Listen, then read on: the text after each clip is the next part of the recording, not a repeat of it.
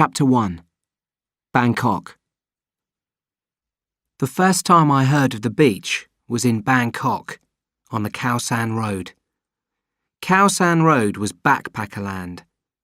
Almost all the buildings were guest houses for travellers on their way into or out of Thailand. It was a place between east and west. I'd landed in Bangkok from England in the late afternoon. As soon as the taxi dropped me on the Khao San Road, I caught the smell of dope. Half the travellers wandering past me were stoned. I found a cheap guest house easily, and a quarter of an hour later, I was settling into a room that was only slightly larger than a double bed. The walls were dirty and bare, and stopped before they reached the ceiling, so I could hear everything in the rooms on each side of me. On the ceiling was a fan, and for a while I just lay on the bed and looked up at it. It was calming, and the mixture of the heat and the gentle noise of the fan soon sent me to sleep. I slept deeply until I heard the man's footsteps in the corridor. They were different, too weird to sleep through. They dragged on the floor, and a stream of British swear words floated into my room as the man tried to unlock his door. Then his light came on, and frowning, I looked at my watch. It was 2 a.m, early evening in England, and I wondered if I would ever manage to get back to sleep. The man coughed. Then I heard him rolling a joint.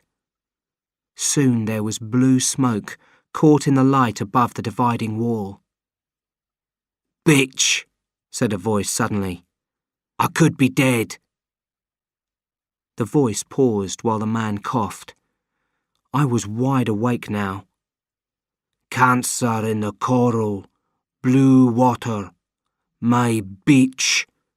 Nearly killed me," the man continued. He had an accent, but at first I couldn't think where he came from. "Beach," he said again, spitting out the word. A Scottish accent. Beach. Then suddenly the man's head appeared in the gap between my wall and the ceiling. "Hey," he said. I didn't move. I was sure he couldn't see me. "Hey, I know you're listening in there. I know you're awake. Here." Something sailed through the darkness and landed on my bed. The joint he'd been smoking. I grabbed it to stop it burning the sheets. Holding up the joint, I asked, "Do you want this back?" "You were listening," he replied, ignoring me. "You heard me talking about the beach. Tell me what you heard." "I didn't hear anything." "You're lying. You were listening," he shouted. I thought he was going to shout at me all night, but he suddenly seemed to change his mind, and his head disappeared. I heard him light another joint, and then he switched off his light. I hardly slept for the rest of the night, and went downstairs to the eating area early to get some breakfast. When I got back to my room, I found an envelope pinned to my door. On it was written, "Here is the map." A couple of minutes later, I was sitting on my bed with the ceiling fan cooling the back of my neck, and the map in my hands. It was carefully drawn and beautifully coloured in. At the top of the map were the words Gulf of Thailand in thick red ink. Below them were several small islands. On one of them I noticed a black mark, an X. I looked closer. Written underneath in tiny letters was the word beach. The man in the next room! He must have pinned the map on my door. I wasn't sure exactly what I was going to say to him. I was curious, that's all. I just wanted to know what was so special about this beach. His door was unlocked. I listened outside for a minute before knocking, and when I did, the door swung open. It was dark in the room, but there was just enough light for me to see. The man was lying on the bed, looking up at the ceiling. I think he'd cut his wrists. Or it could have been his neck. In the dark, with so much blood splashed about, it was hard to tell what he'd cut. But I knew he'd done the cutting. There was a knife in his hand. I stood still, staring at the body for a couple of minutes. Then I went to get help.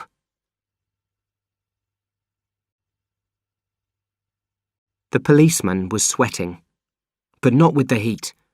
It was the effort of speaking English. When he came to a difficult word or a complicated sentence, he would stop and wipe the sweat from his forehead. "Mr. Duck, your friend, yes?" he asked. I shook my head. I'd never met him before last night. And listen, Daffy Duck can't be his real name. It's a joke name. "Joke name?" said the policeman. "Not a true name," I explained. Daffy Duck is a character in a children's film, like Bugs Bunny or Mickey Mouse.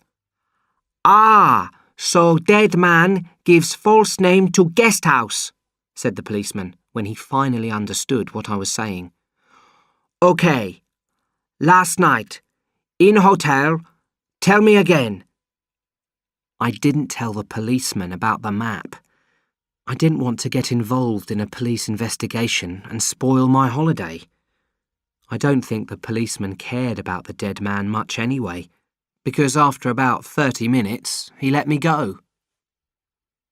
As I left the police station, I saw a French boy who I'd met in the guest house at breakfast.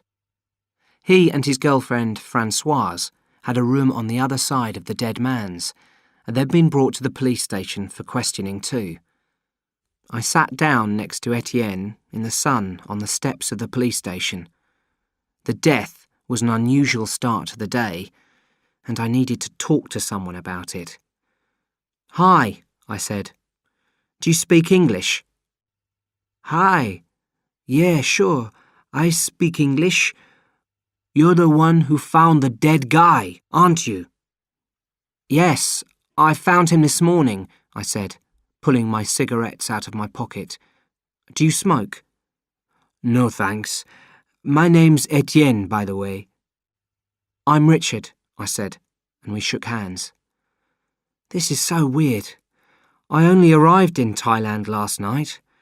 I wanted to relax in Bangkok, if that's possible, and instead I found a dead man. Well, we've been here for 4 weeks, but it's weird for us too. So where have you been for the last month? Not only in Bangkok, surely? Oh no, we've been in the north, Chiang Mai, walking in the hills and rafting on a river. Very boring, no? Boring? I asked, surprised. Yeah, I wanted to do something different. All travellers want to do something different, but in the end, we all do the same thing. There's no, adventure? Yes. We come to Thailand for an adventure, but all we find is this, he said, pointing down the Khao San road. This dead man, he continued after a few seconds. He was very strange. He used to talk about a beach every night. I know where the beach is, I said. Etienne looked interested. I've got a map. He drew it for me. I found it pinned to my door this morning. It shows where the beach is and how to get there. I've got it in my room. Did you tell the police? Etienne asked. No, I didn't want to get involved. Maybe they'd think I knew him or something, but I didn't. I'd never met him before last night. A map, said Etienne quietly. Cool. Can I see it? Yeah, sure. But what about your girlfriend? She's still with the police, isn't she? Françoise? Oh, she'll be all right. She knows the way back to the guest house. OK then, I said. Let's go. When we got back to my room, Etienne stared at the map for 5 minutes without speaking. Then he said, "Wait," and ran out of the room. He came back holding a guidebook. "There," he said, pointing to an open page. "These are the islands on the map. They're in a national marine park west of Koh Samui and Koh Phangan. All the islands are protected. Tourists aren't allowed to visit them. They can go to one, Koh Pelong, on a special guided tour from Koh Samui, but they can only stay one night, and they can't leave the island." "So Mr. Duck's beach is in a national park. How do people get there?" I asked. "They can't get there. That's the point." I leant back on my bed and lit a cigarette. "Well, Mr. Duck's map is rubbish then." Etienne shook his head. "No, not rubbish. Why do you think the man drew it so carefully and gave it to you?" "He was crazy. He called himself Daffy Duck," I laughed. "I don't think he was mad. Maybe travellers try to get to new islands in the national park because islands like Koh Samui and Koh Phangan are spoilt. Too many tourists." "But they aren't allowed in the national park," I said. Etienne raised his eyes to the ceiling. "Exactly. That's why they go there. You know, Richard, I'd like to find this beach." I smiled. "Really?" said Etienne. "Believe me." I did believe him. He had a look in his eyes that I recognised. He wanted an adventure. I could tell that he was already listening to the sound of the waves on this idyllic beach, or hiding from the marine park guides as he made his way to the island. At that moment, Françoise arrived. She was one of the most attractive girls I'd ever seen. I didn't want to seem impressed by her looks, so when she put her head round the door, I just looked up, said hi, then went back to studying the map. Etienne spoke to her quickly in French. I couldn't follow the conversation, but I recognised a few words, including my own name once or twice. I think she was annoyed that he'd left the police station without her. After some minutes, their voices relaxed. Then Françoise said, "May I have a cigarette, Richard?" "Sure." I gave her one and held out a light. "So, what's this map then?" she asked. "I found it on my door," I started to explain. "Yes, Etienne's already told me. Can I see it?" I passed the map to her, and Etienne pointed out the beach. "Just a short boat ride from Koh Pelong," he said. "How do we know what we'll find there?" Françoise asked. "We don't," I replied. "And if there's nothing there, how do we get back to Koh Samui?" "We get back to Koh Pelong," said Etienne. "Then we wait for a tourist boat. We say we were lost. It'll be fine." "I see. OK. When are we leaving then?" I looked at Etienne, and he looked back at me.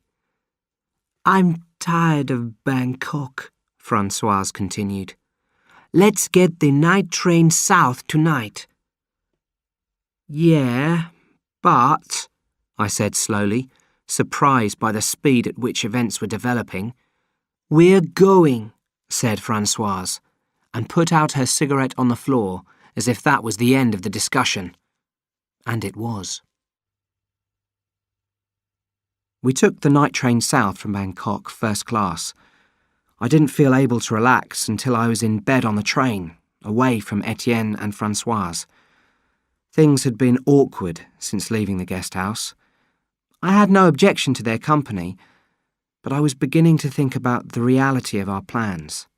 Also, I realised that we were complete strangers, something I'd forgotten in the excitement of our quick decision to find the beach together. I'm sure they were feeling the same, which was why they were as quiet as I was. At Surat Thani, we got off the train and took a bus to Donsak. From there, we caught the Songserm ferry straight to Narton. That was how we got to the tourist island of Koh Samui. Chapter 2. Koh Samui. A bus from the Koh Samui port took us to the Chaweng Beach Resort. On the left, the sea lay blue between rows of coconut trees, and on the right, a jungle-covered slope rose steeply. The bus left us outside a decent-looking bunch of beach huts. Private showers, a bedside fan, and a restaurant that looked onto the sea. Our huts faced each other over a path lined with tropical flowers. First, I went for a swim. That way I could get clean and get a suntan. I ran down to the sea, partly because the sand was so hot, and partly because I always run into the sea.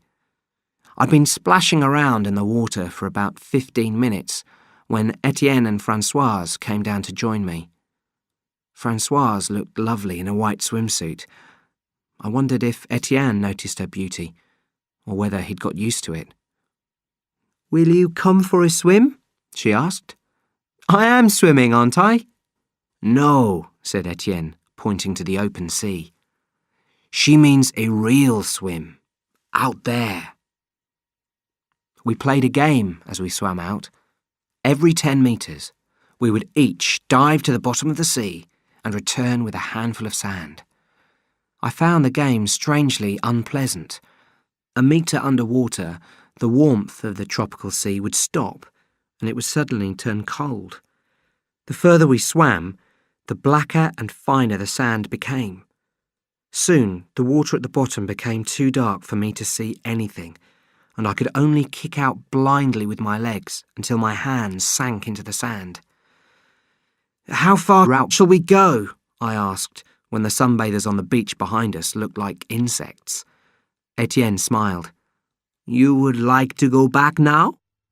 "You are tired, Richard?" Françoise asked, eyebrows raised. "We can go back." "I'm fine," I replied. "Let's swim further." At 5 that afternoon, the temperature cooled. The sky turned black, and it rained heavily. I sat outside my hut, under the roof, watching the storm. After some time, 2 guys came racing up the beach, laughing and shouting. They ran up to the hut next to mine. "Man!" one of them shouted. "What a storm! Whoop!" Americans, I thought. They tried to get into their hut, but the door was locked. "Lost our key," the guy with white blonde hair shouted at me. "Can't get in." I nodded. "Bad luck. Where did you lose it?" "Down the beach, man. A long way from here."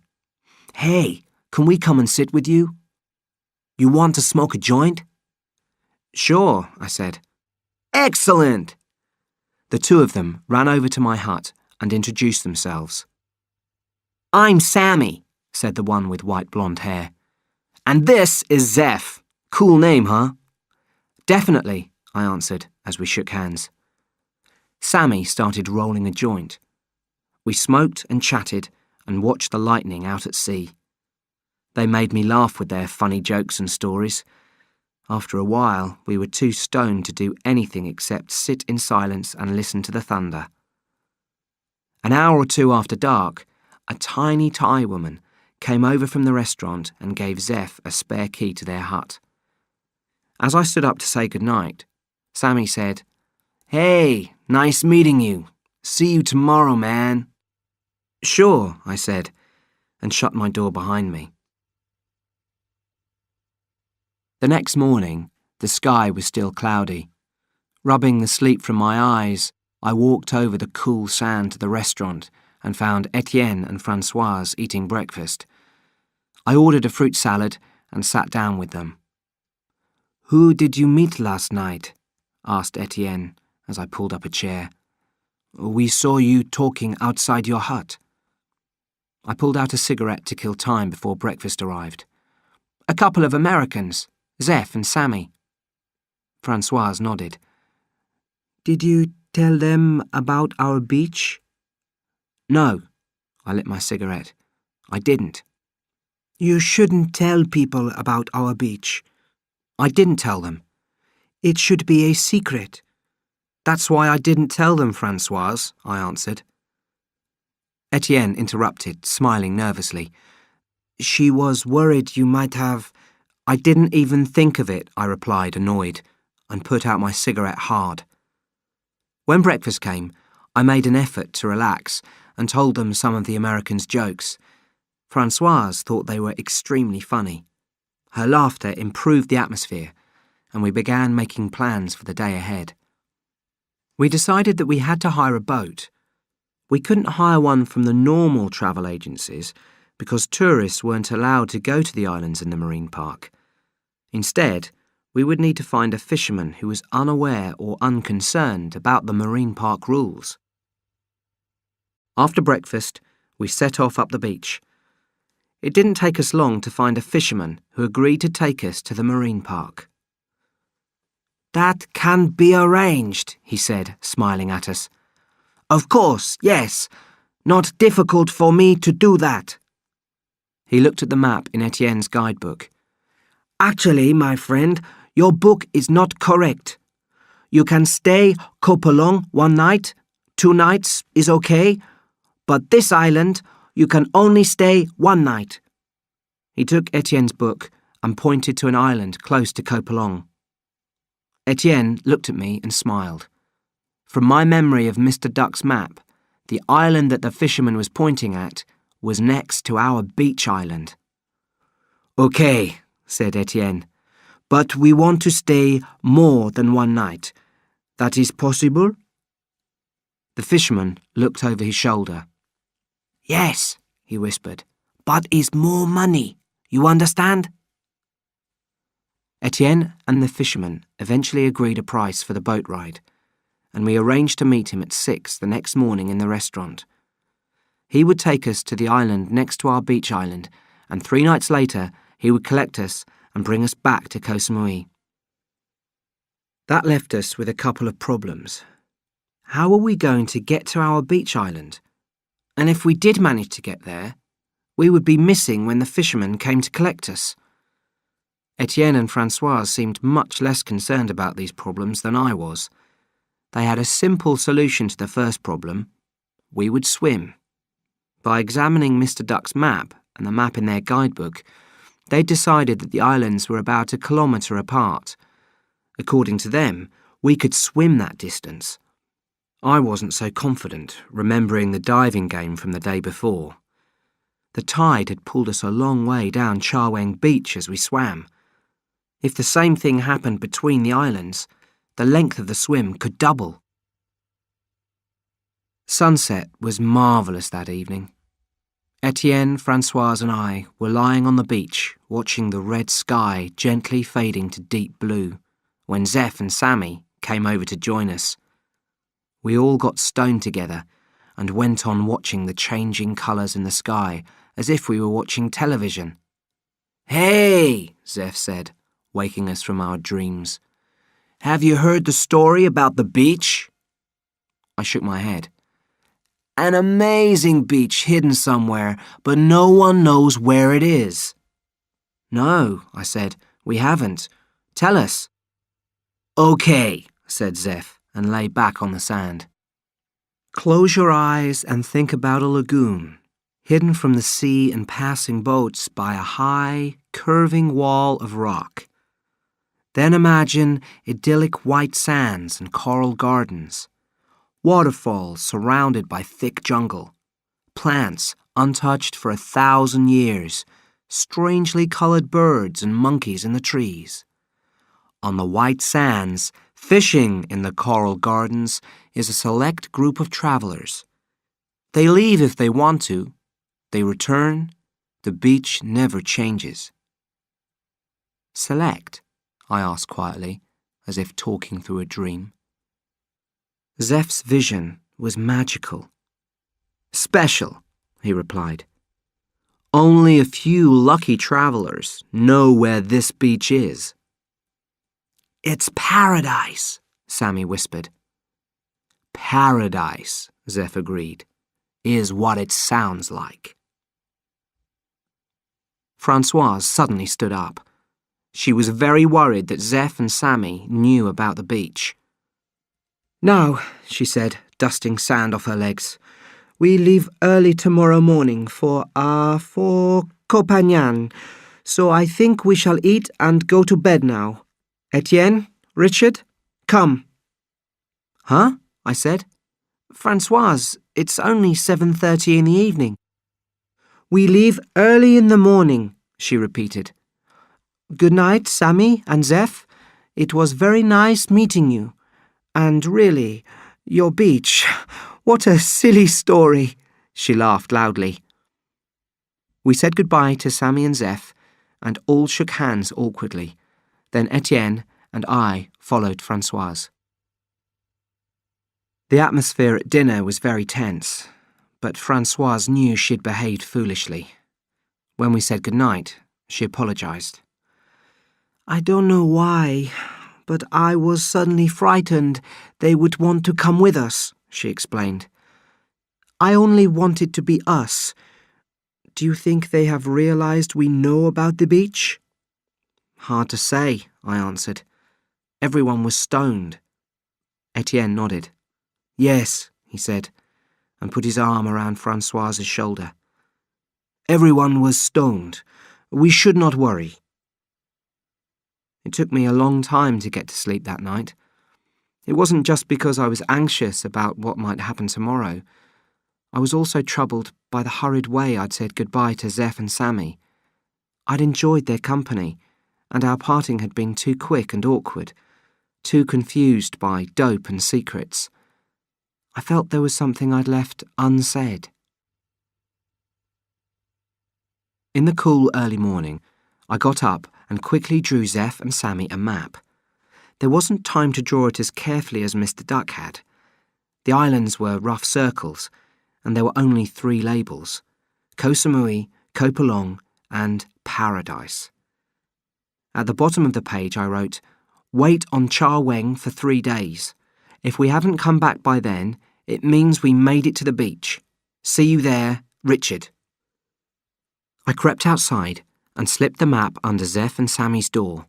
Then I got my backpack, locked my hut, and went to the restaurant to wait for Etienne and Francoise. Chapter 3.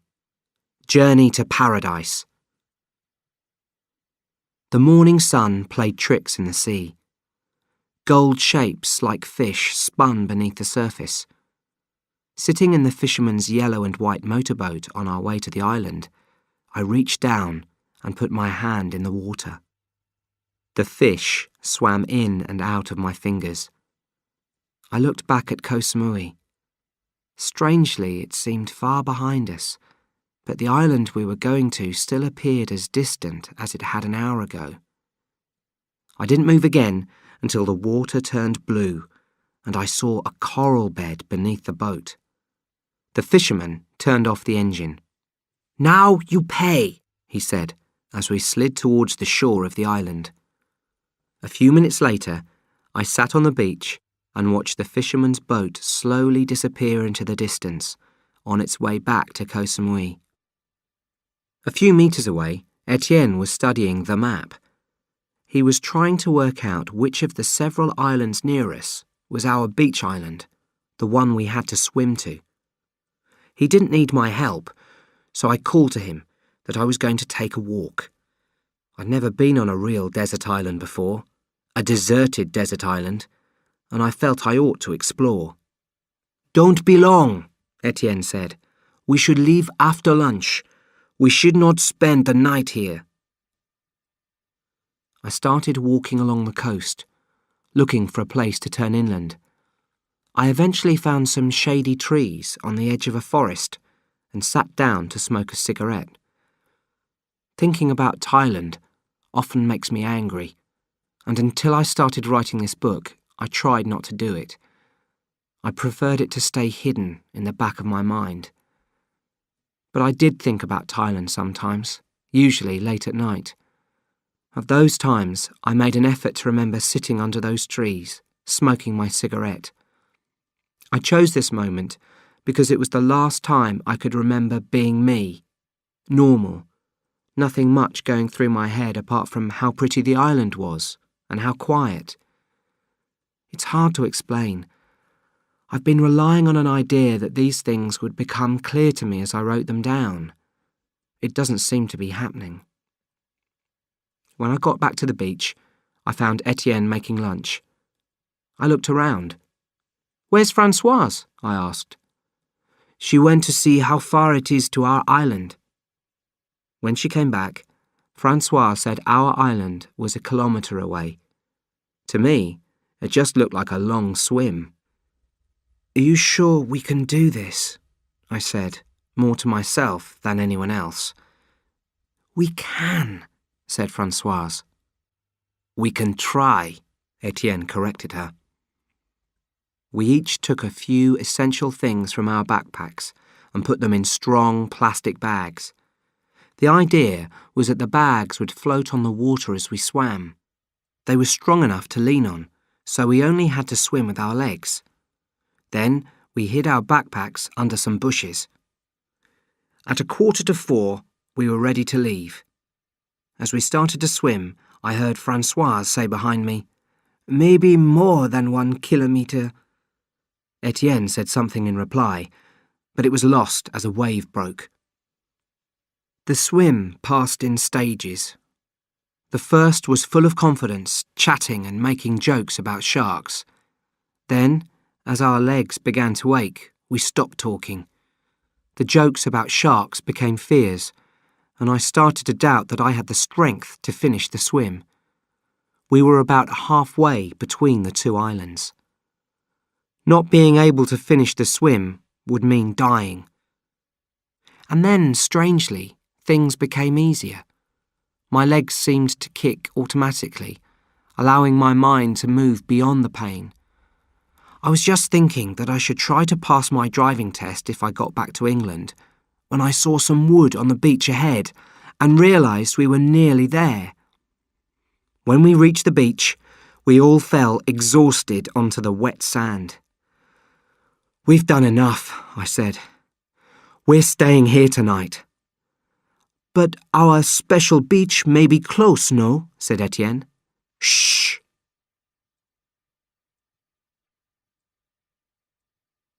We set off immediately after breakfast. According to Mr. Duck's map, the beach we were looking for was on the other side of the island. At first, we walked along the coast, but the sand soon turned to sharp rocks. We realised we would have to go inland and find our way through the jungle. The first 200 or 300 metres from the shore were the hardest. The spaces between the trees were covered with strange bushes with small leaves that sliced our legs like razors. But as we got further inland and the ground began to rise, there were fewer plants on the forest floor, and we found animal tracks that we could follow. After 2 hours of walking, we found ourselves at the bottom of a particularly steep slope. Etienne was the first to reach the top. "Hurry up!" he called enthusiastically. "It is amazing!" I climbed to the top next, leaving Françoise far behind. The slope led up to a shelf the size of a football pitch on the mountainside, so flat and neat that it seemed unnatural compared to the surrounding jungle. Etienne was ahead of me, standing in some bushy plants that looked familiar. "Cool," I said. "Dope!" Etienne grinned. "Have you ever seen so much?" "Never." I pulled a few leaves from the nearest bush. "We should pick some, Richard.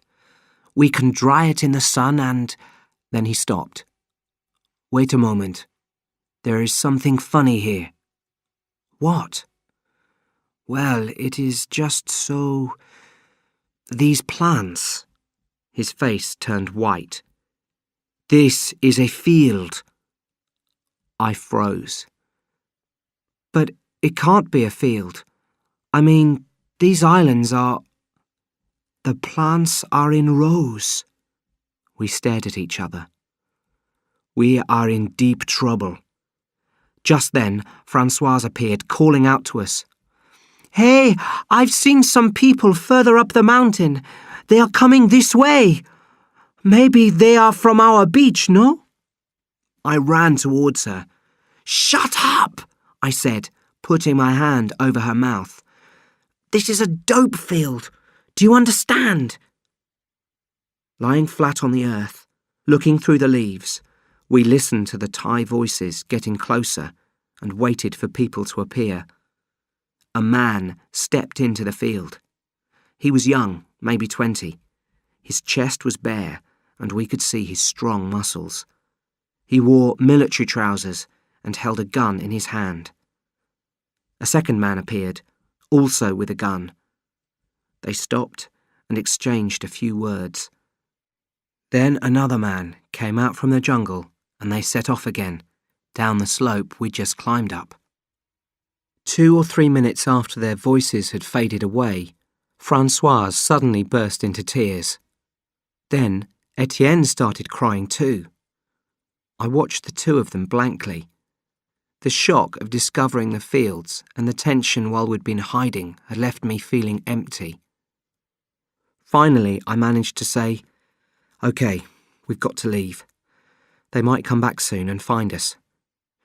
"Richard," said Etienne, "I do not want to die here. You must get us out." "I must get them out? Me?" I couldn't believe my ears. But just by looking at him, I could tell he wasn't going to take control of the situation. And neither was Francoise. She was staring at me with the same scared expression as Etienne. So, having no choice, it was me who took the decision to go on. I have almost no memory of the few hours after leaving the dope field. I think I was concentrating so hard on our immediate survival as we made our way down the other side of the mountain that I can't remember anything until we reached the waterfall. It was the height of a 4-story building, the kind of height I hate to stand upright near, so I crawled to the cliff edge on my stomach. On either side of the waterfall, the cliff continued, eventually curving around into the sea, then, unbroken, rejoining the land on the far side. It was as if a huge circle had been cut out of the island to form a lagoon in a wall of rock, just as Zeph had described. From where we sat, we could see that the cliffs were no more than 30 metres thick, but a passing boat could never guess what lay behind them. The water in the lagoon was presumably supplied by underwater caves and channels. The waterfall dropped into a pool from which a quick-flowing stream ran into the trees. Getting down into the pool was the problem. "I think we've definitely found the right place," I said to Etienne and Francoise as I crawled back from the cliff edge. "It's where Mr. Duck's map says it is, and it fits Zeph's description perfectly." "Richard, there must be a way down, no?" said Francoise. "If people go to the beach, there must be a way." "If people go to the beach," I echoed. We hadn't seen any sign that people were down there. The beach looked beautiful, but completely deserted. "Maybe we can jump from the waterfall," said Etienne. I thought for a moment. "Possibly," I replied. I crawled back to the cliff edge and looked down at the pool. I stood up cautiously. "Okay," I whispered to myself. "Are you jumping?" called Etienne nervously. "Just taking a better look," I called back. "So jump," I heard my voice say. I paused, wondering if I'd heard myself correctly, and then I did. I jumped. Everything happened as things are supposed to happen while one falls. I had time to think. Stupid things flashed through my head, like how my cat slipped off the kitchen table once and landed on its head. Then I hit the pool. It was so deep, I never even touched the bottom. "Ha!" I shouted, not caring who might hear. "I'm alive!" I looked up and saw Etienne and Francoise's heads looking over the cliff. "You are okay?" called Etienne. "I'm fine! I'm brilliant! Throw down the plastic bags!" I sat on the grass and waited for Etienne and Francoise to jump. The man appeared just as I was lighting a cigarette. He walked out of the trees a few meters away from me. His skin was deeply sunburnt, and he was wearing nothing except a pair of old blue shorts and a necklace made of seashells. He had a full beard, which made it hard to tell his age, but I didn't think he was much older than me. "Hey," he said with his head on one side. "You did the jump quickly for a newcomer." His accent was English. "It took me over an hour, but I was alone, so it was harder." Over the sound of the waterfall, Etienne's voice called to me, saying he was going to jump. He wouldn't have been able to see the man. I didn't bother to answer him. When Etienne and Francoise had both jumped, we followed the man through the trees. We didn't talk much as we walked. The only thing he would tell us was his name, Jed. He wouldn't answer the rest of our questions. "Easier to talk at the camp," he explained. "We've got as many questions for you as you've got for us." At first glance, the camp was like I'd imagined it might be. There was a large, dusty clearing surrounded by trees, with some huts and a few tents. At the far end was a larger building, a longhouse, and beside it the stream from the waterfall reappeared. I only noticed after looking at all this that there was something strange about the light. It was more like dusk than midday. I looked up, following the trunk of one of the huge trees. The lower branches had been cut away, but higher up the branches began to grow again, curving upwards over the clearing until they joined with the branches from the other side. They had formed a ceiling of wood and leaves over the clearing. "We don't want to be seen from the air," Jed explained. "Planes sometimes fly over. Not often, but sometimes." He pointed upwards. "Originally, the branches were tied together with ropes, but now they just grow that way. Clever, huh?" "Amazing," I agreed. I was so busy looking up that I didn't even notice that people had begun to come out of the longhouse and were walking across the clearing towards us. 3 people, to be exact. 2 women and a man. "Sal, Cassie, and Bugs," said one of the women in an American accent as they reached us. "I'm Sal, but don't try to remember our names." She smiled warmly. "You'll only get confused when you meet the others, and you'll learn them all eventually." I'm not likely to forget a name like Bugs, I thought to myself, managing not to laugh. I frowned and put a hand up to my forehead. Since jumping off the waterfall, my head had been feeling increasingly light. Now it had started to feel like it might float off my shoulders. Francoise stepped up to the woman and said, "Francoise, Etienne, and Richard." "You're French. Lovely. We've only got one other French person here." "Richard is English," Francoise said, pointing at me, and I tried to nod politely. "Lovely," said the woman again, watching me curiously out of the corner of her eye. "Well, I know you're all hungry, so let's get you some food." She turned to the man. "Bugs, can you make some soup? Then we can all have a long chat and get to know each other. Does that sound good?" "It sounds great, Sal," I said loudly. "You know, you're quite right. I do feel hungry. We've only eaten—" Jed ran to catch me as I fainted, but too late. As I fell backwards, the last thing I saw was a tiny bit of blue sky through the leafy ceiling. Then darkness rushed in.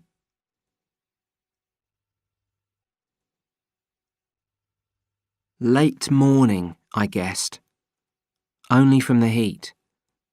In the darkness of the longhouse and the steady light of the candle, there was nothing else to reveal the time. The woman called Sal sat at the foot of my bed. She was wearing a yellow t-shirt, and her long hair was tied back from her face. Around her neck was a necklace of seashells. "Finish it, Richard," she said, looking at the bowl of fish soup that I held in my hands.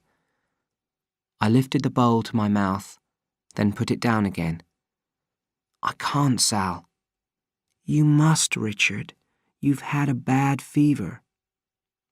"I've finished most of it. Look." I held up the bowl. "Okay," she said, then folded her arms. "Richard, we need to talk."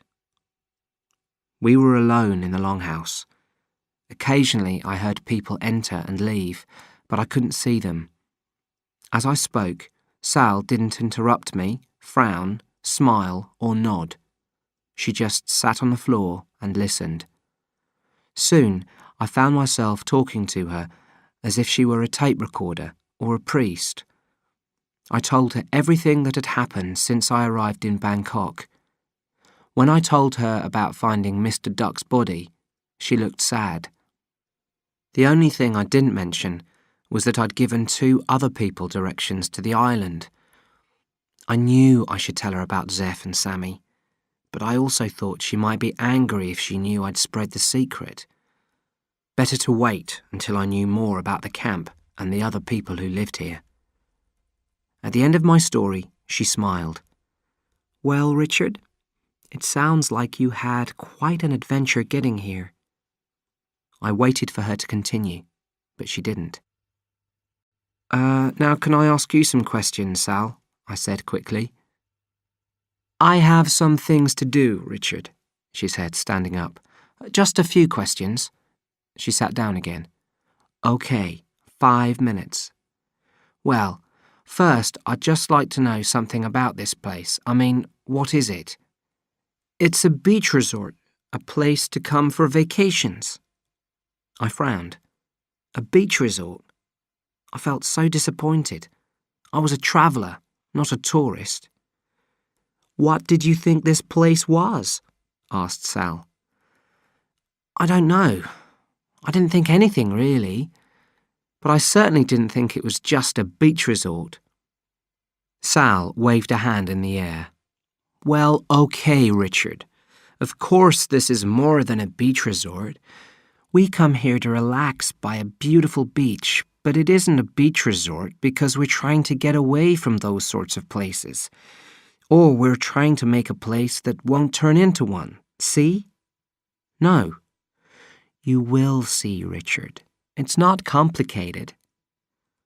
"How about the gunmen in the dope fields?" I asked. "Are they anything to do with you?" Sal shook her head. "I have a feeling the fields are owned by ex-fishermen from Koh Samui, but I could be wrong. They came to that half of the island a couple of years ago. We can't go there now." "But they know you're here." "Of course, but there isn't much they can do. They can't report us. If the Marine Park authorities came to look for us, they'd find them too." "One more question," I said, as she stood up to go. "The man in Bangkok, Mr. Duck, you knew him?" "Yes," she said quietly, then began walking away. "He was a friend." "But, okay, just one more question. Where's the toilet?" "Outside, second hut along by the edge of the camp," she said, as she left the longhouse. When I went outside, I counted 9 tents in the clearing and 5 huts, not including the longhouse.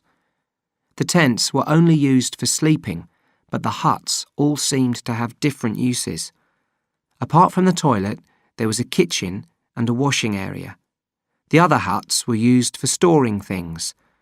One contained carpentry tools and another some boxes of tinned food. As I wandered around the clearing, I found it strange that the camp was so deserted. Where was everybody? Where were my friends, Etienne and Françoise? I began to feel a little lonely and sorry for myself, so I decided to get out of the clearing and try to find them. By good luck, the path I chose led directly to the beach. I'd walked a few hundred metres when I noticed some people splashing around in the sea near one of the large rocks. At last I'd found someone. As I got nearer, I saw that there were 6 swimmers fishing with spears. They seemed to be catching a lot of fish.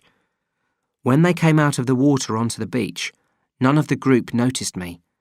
I had to stand there for a few moments, waiting for one of them to look up. Etienne finally saw me. "Richard, you are better!" He raced over to me.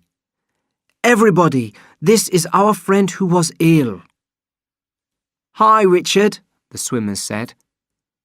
I was introduced to all of them. Moshe, a tall Israeli guy with a loud laugh. 2 Yugoslav girls whose names I could never pronounce and certainly never spell. And then Gregorio, who I liked at once. He had a kind face and a soft Latin accent. As we walked back along the beach, Etienne told me about what I'd missed while I'd had a fever. Then Gregorio came up to me. "You feel a bit strange with all these new people?" "Oh, yeah, a bit. These first days are difficult, of course, but do not worry. You will find friends quickly, Richard." I smiled. The way he spoke made me feel a lot better. When we got back to the camp, it was full of people. A fat guy was busy preparing fish outside the kitchen hut. Beside him, a girl blew on a wood fire. Most of the people were just walking around the clearing, chatting. Gregorio was right. I did feel strange, a bit like a new boy in school. As I looked around, I wondered which of the faces would become my friends. Chapter 4. Beach Life. After that first day, wandering around the clearing, I didn't really question a single thing about the beach. I soon felt like I'd been living there all my life. Koh Samui became a dreamlike place, and I couldn't remember anything about Bangkok. On the 3rd or 4th day, I remember thinking that Zeph and Sammy might arrive soon and wondering how people would react. Then I realised I couldn't quite remember what Zeph and Sammy looked like. A couple of days later, I'd forgotten they might be coming at all. Routines developed quickly. I'd wake up at about 7:30 and go straight down to the beach for a swim with Etienne and another guy called Keaty. Then we'd go back to the camp and wash the sea salt off our bodies in the shower hut. Breakfast was at 8. Every morning, the people doing the cooking would boil a lot of rice, and it was each individual's responsibility to cook anything else they wanted. Most people had their rice plain, but a few made the effort to boil some fish or vegetables. I never bothered. After breakfast, people would separate. Mornings were for working, and everybody had a job to do. By 9, the camp was always empty. There were 4 main areas of work: fishing, gardening, cooking, and carpentry. Etienne, Françoise and I were in a fishing group. When we'd arrived, there'd been 2 fishing groups, but we made it 3. We were in one group with Gregorio. Moshe and the 2 Yugoslav girls were in another, and the last group was 3 Swedish guys called Carl, Sten and Christo. They were very serious about their fishing, and every day they'd swim through the caves in the cliff to the open sea. I felt lucky to be working in the fishing group. If Etienne and Françoise hadn't volunteered to go fishing on the first day, we might have had to do gardening or cooking. Those jobs didn't appeal to me. If there was a leader in the camp, it was Sal. When she talked, people listened. She spent her days walking around, checking that people were working properly. At first, she spent a lot of time making sure we were settling in okay. After the first week, she seemed satisfied, and we rarely saw her during the work period. The only person who didn't have a clear job was Jed. He spent his days alone and was usually the first person to leave in the mornings and the last person to come back. Keaty said that Jed spent a lot of time near the waterfall and above the cliffs. Sometimes he would disappear and spend the night somewhere on the island. When he came back, he usually had some fresh dope, obviously taken from the dope fields. At about 2:30, people would start coming back to camp. The cooks and fishers would always be first so they could start preparing the fish. Then the gardeners would arrive with their vegetables and fruit, and by 3, the clearing would be full again. Breakfast and dinner were the only meals of the day. Dinner was at 4 o'clock, and people usually went to bed about 9. There wasn't much to do after dark, apart from getting stoned. Nighttime campfires weren't allowed because low planes could see them, even through the leafy ceiling. Except for the people with tents, everybody slept in the longhouse. It took me a while to get used to sleeping with 21 other people, but soon I started enjoying it. There was a strong sense of closeness in the longhouse. Often, just as people were going to sleep, a voice from somewhere in the darkness would say, "Night, Frankie." Then there'd be a short pause while we waited for someone else to say, "Night, Sal," or Gregorio or Bugs, or anyone they felt like saying goodnight to. Then the named person would have to say goodnight to someone different, and it would go around the whole longhouse until everyone had been mentioned. No one's name was ever forgotten.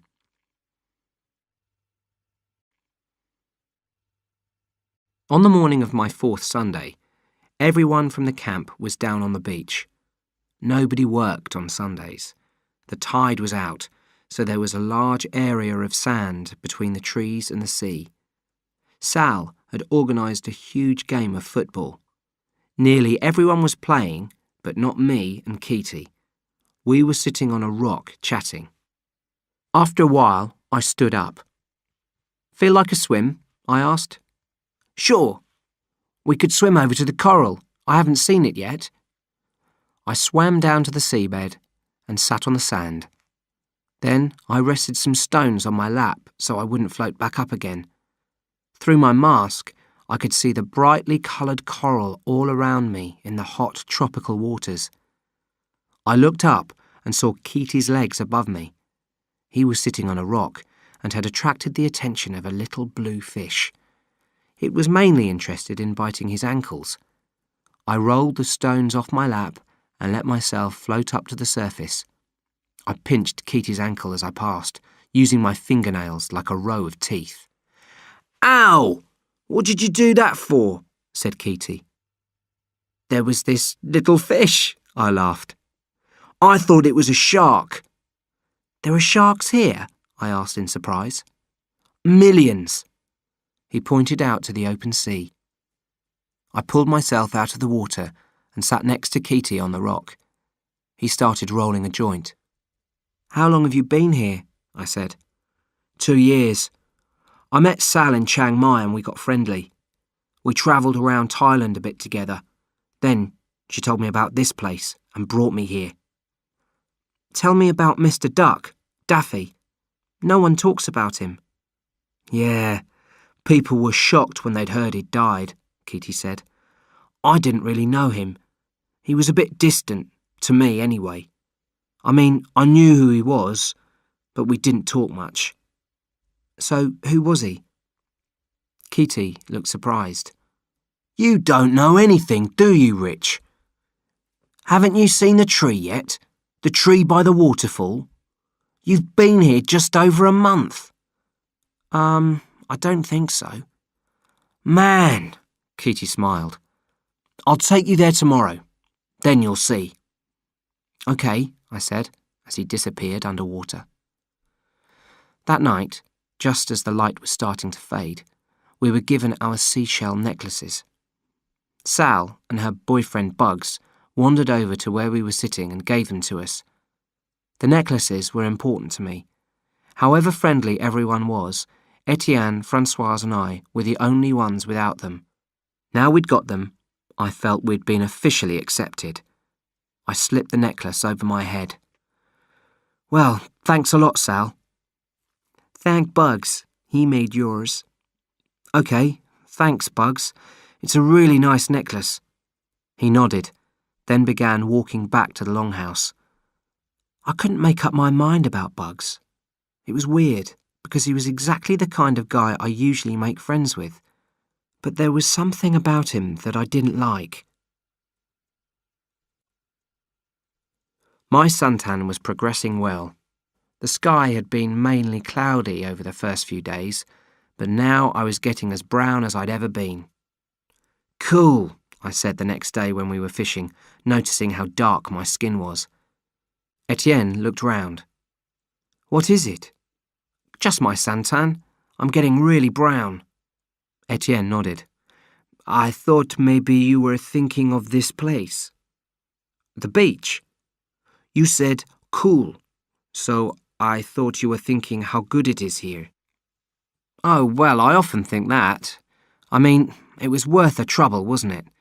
After that long swim and the dope fields.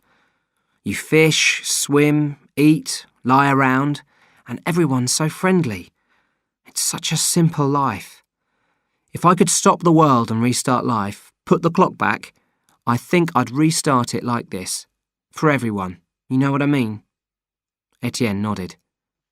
"All these thoughts are the same as mine, the same as everybody's."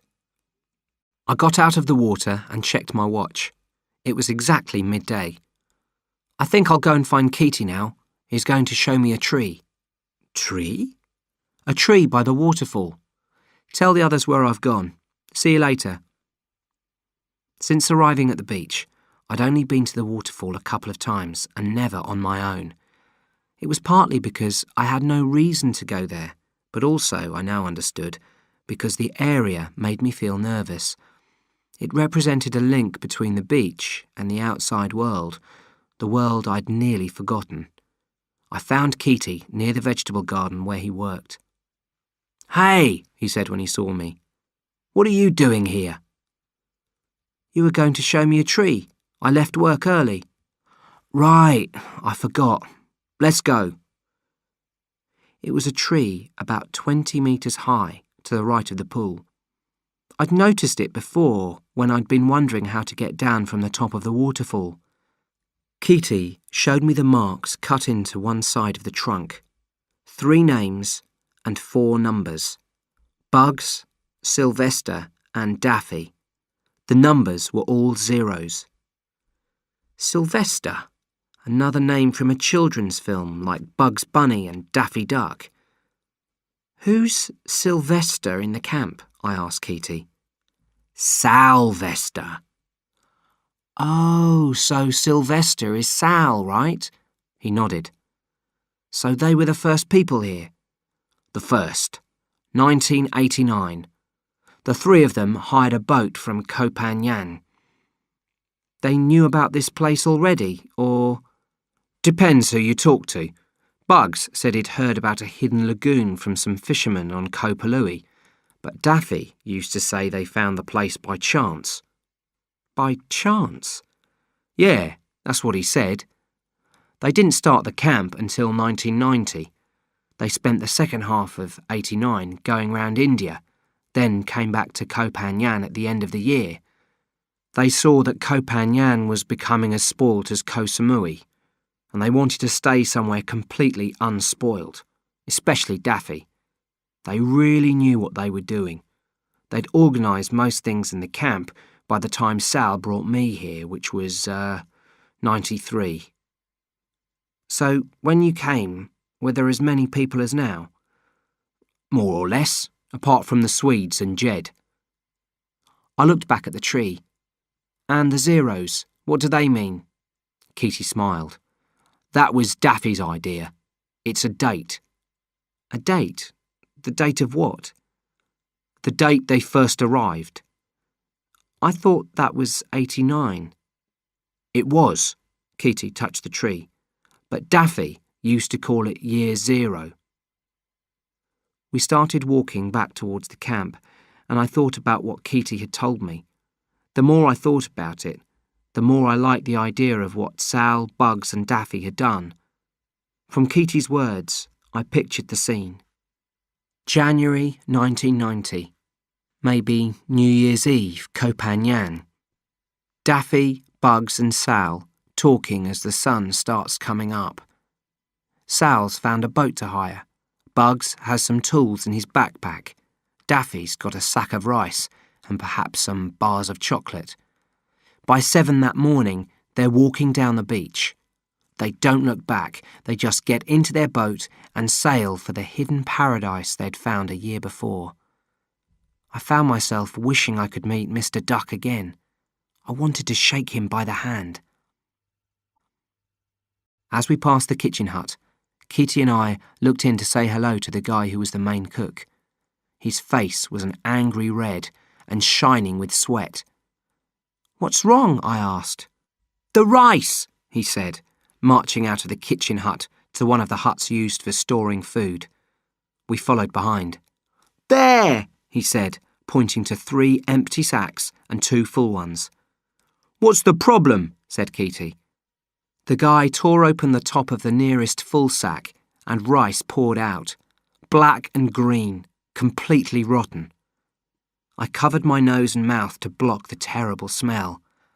"Oh, that's horrible!" The guy pointed up to the roof. "It leaked?" I asked. He nodded, too angry to speak, then marched back to his cooking. "Well," said Keaty as we walked back to his tent, "it isn't all bad news about the rice. You should be glad, Rich." "Why?" "No more rice means a rice run. You can get some more cigarettes." In the tent, Keaty lay on his back, smoking one of my last cigarettes. "I think," he said, "there are 2 main reasons why people don't like doing the rice run. Number 1, it's a complete nuisance. Number 2, it means visiting the world." "The world?" I asked. "The world. It's another Daffy thing. The world is everything outside the beach." "So what happens on the rice run?" "A couple of people take the boat and go to Koh Phangan. Then they buy some rice and come back here." "We've got a boat?" I asked. "Of course. Not all of us are such good swimmers as you, Rich." "I didn't realise. I didn't think about that." "Well, a quick trip to Koh Phangan doesn't sound too bad." "Yeah." Now Keaty was grinning. "But you haven't seen the boat yet." An hour later, the entire camp sat in a circle. The news about the rice had been passed around quickly, and Sal had called a meeting. Keaty was sitting next to me. "I bet Jed volunteers," he whispered. "He loves doing special duties." I was going to reply when Sal clapped her hands and stood up. "Okay," she said. "As everyone knows, we've got a problem. We thought we had another 7 weeks of rice, but we've only got enough for 2 days. Now, this isn't a major crisis. Nobody's going to starve to death, but it is a minor one." Sal paused. "Well, you know what I'm going to say next. We need to go on a rice run. So, who's volunteering?" Jed put up his hand immediately. "What did I tell you?" whispered Keaty. "Thank you, Jed. So, okay, that's 1. Who else?" Sal looked around. Most people were looking at the ground. "Come on, we all know Jed can't do it alone." Just as when I jumped from the waterfall, I only realised what I was doing after I'd started doing it. I put my hand up. Sal noticed, then glanced at Bugs.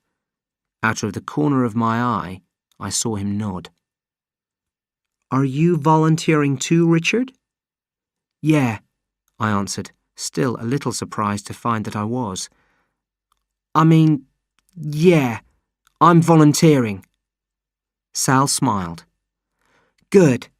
That's decided then. You'll leave tomorrow morning." There wasn't much preparation to be done. All we needed was money and the clothes on our backs, and Sal produced the money. I spent the rest of the afternoon trying to explain to Kitty, Etienne and Françoise why I'd volunteered. "I hope you are not bored with life here," Françoise said as we chatted outside the longhouse entrance. I laughed. "No, I just thought it might be interesting. Anyway, I haven't seen Copagnan yet." "Good. It would be sad to be bored with paradise, no? If you are bored with paradise, what is left?" Chapter 5. The Rice Run. Jed wouldn't let me wake Etienne and Françoise the next morning. They'd asked me to say goodbye before I left, but Jed shook his head and said, "Unnecessary."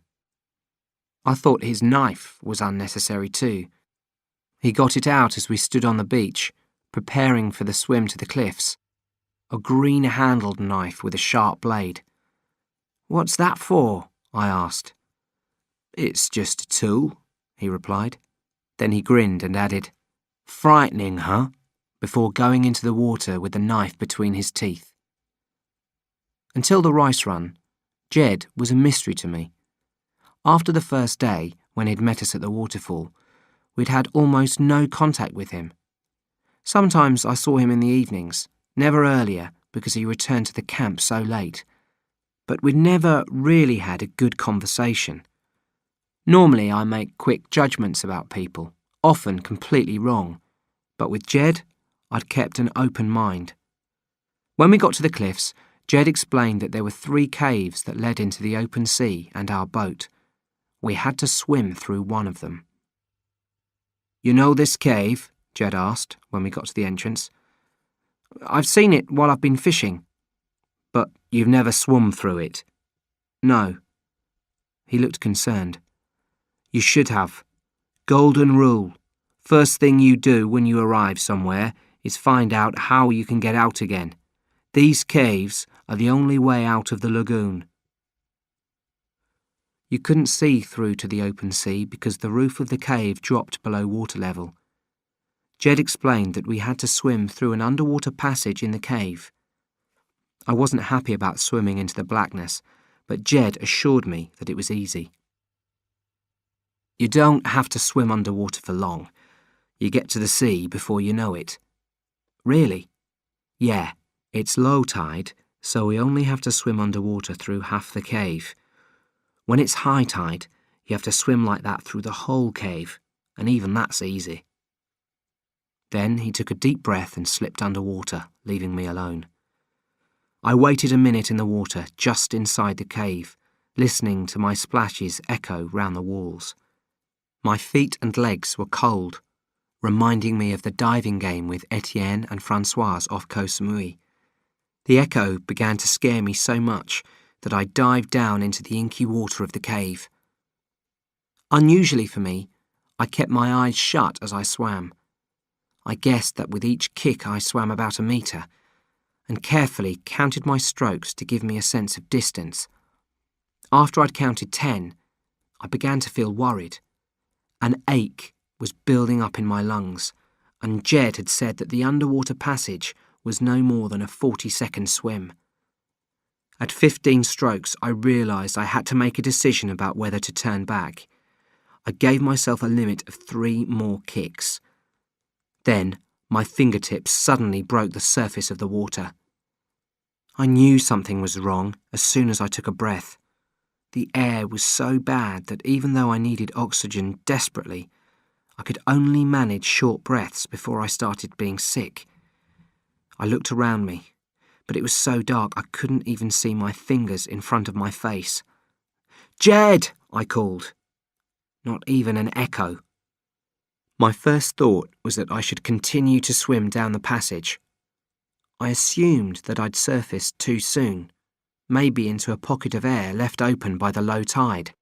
But I'd lost my sense of direction, and didn't know which way to swim.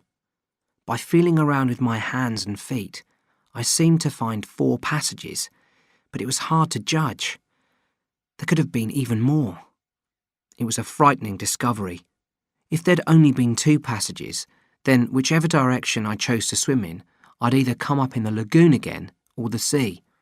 But these other passages could lead to nowhere. My second thought was to stay where I was and hope Jed would come to find me. But that wasn't very appealing either. I felt I'd go mad if I waited in the blackness. For a minute, I stayed still, thinking about what to do. Then I started to panic. I splashed around wildly, knocking into the walls, screaming out, "Help!" Then a second later, ignoring the disgusting smell, I breathed in deeply and went underwater. I took whichever of the 4 passages I found first and swam as hard as I could. I felt terrible. My legs and hands were knocking painfully against the passage walls, and there was a deep pain in my chest. After perhaps 50 seconds, I began to see red through the darkness. "It means I'm dying," I told myself as the colour grew brighter. In the middle of the redness, a spot of light started to form. Yellow, but I expected it to turn white. I was remembering a TV programme about how dying people see lights at the end of tunnels. Then suddenly I realised that the redness might not be death after all. It might be light, sunlight, passing through the water and the lids of my tightly shut eyes. I forced myself to make one more hard kick and came straight up into brightness and fresh air. There was Jed, sitting in the sun on a rock. Beside him was a long boat, painted the same blue-green as the sea. "Hey," he said, not looking round. "You were a long time." I couldn't answer at first, because I couldn't breathe properly. "What were you doing back there?" "Drowning," I finally managed to say. "Didn't you hear me?" "Sure," he said, running the blade of his knife against his beard. "Now we've got to get the boat started." "Jed, listen to me. I was stuck in an air pocket with more than one exit and nearly drowned." For the first time, Jed looked at me. "An air pocket?" he said. "Are you sure?" "Of course I'm sure." Jed frowned. "Well, that's weird. I've been through there 100 times and I've never found any air pockets. And there were several exits?" "4 at least. I could feel them and I didn't know which one I should take. It was terrible." "I'm sorry, Richard, I really am. I honestly didn't know that could happen. It's amazing. Everybody on the beach has swum through that cave and no one's ever got lost." He held out a hand and pulled me onto the rock. "I might have died." Jed nodded. "You might have. I'm sorry." 20 minutes later, I was ready to set off for Koh Phangan. I liked our boat immediately. I liked its Southeast Asian shape and the brightly painted patterns on the front. "Right," I said when we were both in the boat. "Let's start the engine." I recognised the engine type. "Here we go," I shouted, and the engine roared into life. When we set off, I was keen to get to Koh Phangan. I was pleased to be doing something important for the beach. But an hour later, as the shape of the island was forming on the horizon, my keenness began to be replaced by anxiety. I was suddenly aware that meeting the world would bring back all the things I'd forgotten. I wasn't exactly sure what these things were, but I knew I didn't want to be reminded of them. I looked at Jed and guessed that he was feeling the same. To avoid thinking about the world, I started daydreaming about Françoise and how beautiful she was. "West! More! Land!" I suddenly heard over the noise of the engine. I stopped dreaming and shouted out, "What?" "I'm going west. There's more open beach to land on. Fewer beach huts. I nodded in agreement. While I'd been thinking about Francoise, Koh Phangan had got much closer. I could now see the trunks and leaves of some coconut trees, and the midday shadows beneath them. The stretch of beach we landed on was empty, apart from a few old beach huts. We jumped out of the boat and dragged it up onto the beach. "Are we going to leave the boat here?" I asked. "No, we'll have to hide it." Jed pointed to the trees. "Maybe up there. Go and make sure the area is completely empty." "OK." Not far from where we'd landed, I found 2 trees with a bush between them. The bush would cover the boat completely, and the nearest beach huts were 50 metres away. "Here seems fine," I called to Jed. "Right, come and help me then." With the weight of the engine, the boat was very heavy. Eventually, we managed to get it between the trees and under the bush. We were both completely exhausted and looking forward to a drink and a big meal. An hour later, we were walking past rows of busy beach huts and sunbathers. I was surprised that people weren't taking more notice of us. Everyone looked so strange to me that I couldn't believe I didn't look equally strange to them. "Let's eat," said Jed, and we walked into the nearest cafe and sat down. Jed looked at the menu while I looked around me in amazement.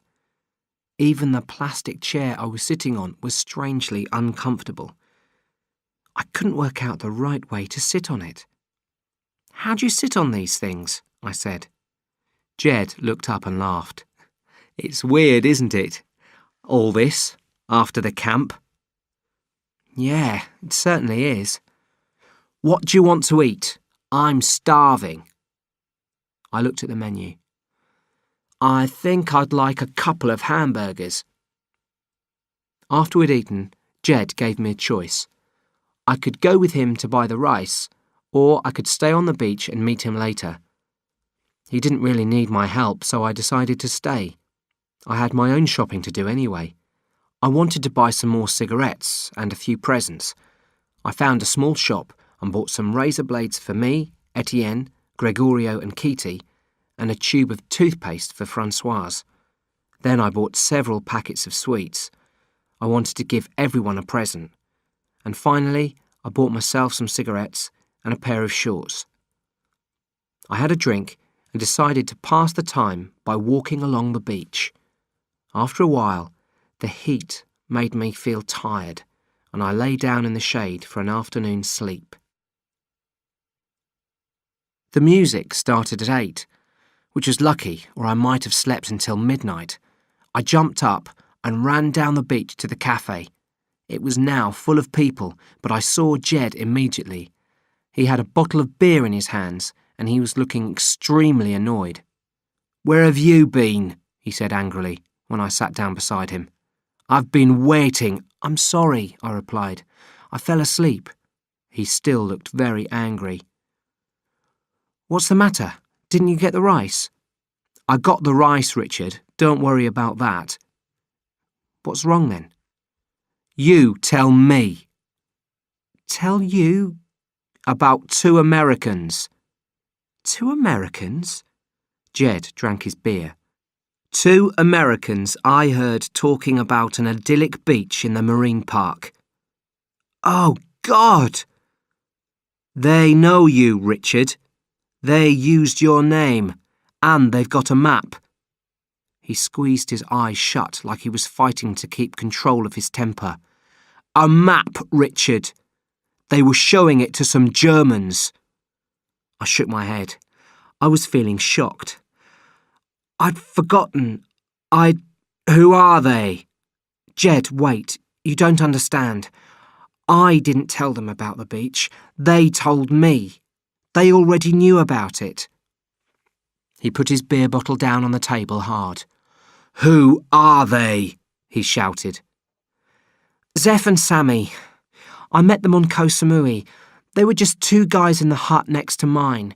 We spent some time together, and the evening before we were going to leave for Koh Phangan, they started talking about the beach." "So you drew them a map?" No, I didn't say a thing, Jed.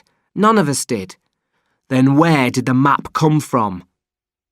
The next morning, I drew it and pushed it under their door. I pulled out a cigarette and tried to light it. My hands trembled, and it took me 3 attempts. Why? I was worried. I didn't know if the beach really existed. I had to tell someone where we were going in case something went wrong. What could go wrong? I don't know. We didn't know anything. I just didn't want us disappearing with nobody knowing where we'd gone. Jed put his head in his hands. This could be bad. We could have disappeared into the marine park and no one would have... He nodded slowly. I understand that. We sat in silence for several minutes. Eventually, Jed said, These 2 Americans, do you think they'll try to come to our island? They might do, Jed. I don't know them well enough. God, this could be so bad. Then suddenly, he laid his hand on my arm. Listen, he said. Are you blaming yourself? I nodded. Don't. I'm serious. Whatever happens with these Americans, it isn't your fault. If I'd been in your situation, I'd have done the same thing. What do you mean, whatever happens? I asked. I mean, whatever happens, I don't want you to blame yourself. It's important, Richard. If you really want someone to blame, blame Daffy. Anyway, we might not even have a problem. In a few weeks, the Americans will probably be flying home, and the map should go with them. Even if they stay in Thailand, they might not bother trying to reach us. The trip isn't easy. Well, I hope you're right, I said quietly. All we can do is hope and wait. He finished his beer and stood up. We've got to get the rice back to the boat now. Are you ready? Yes. Around the back of the cafe was a narrow passage between 2 beach huts. Jed had hidden the rice sacks there. We set off along the beach, dragging the sacks along the sand. After a while, we stopped for a cigarette and ate some of the sweets I'd bought. I'm sorry if I was angry with you, Jed said. You didn't deserve it. It's all right. When we get back to the camp, Richard, don't mention the Americans to anyone. But Sal and Bugs, I don't think they'll understand. Okay, if you think that's the right thing to do. It took us another 3 hours to get back to the boat. We left the sacks beside it, then lay down on the sand. Jed went to sleep at once. I lay beside him and looked up at the stars, wishing I was living in a world where I hadn't given the map to Zeph and Sammy.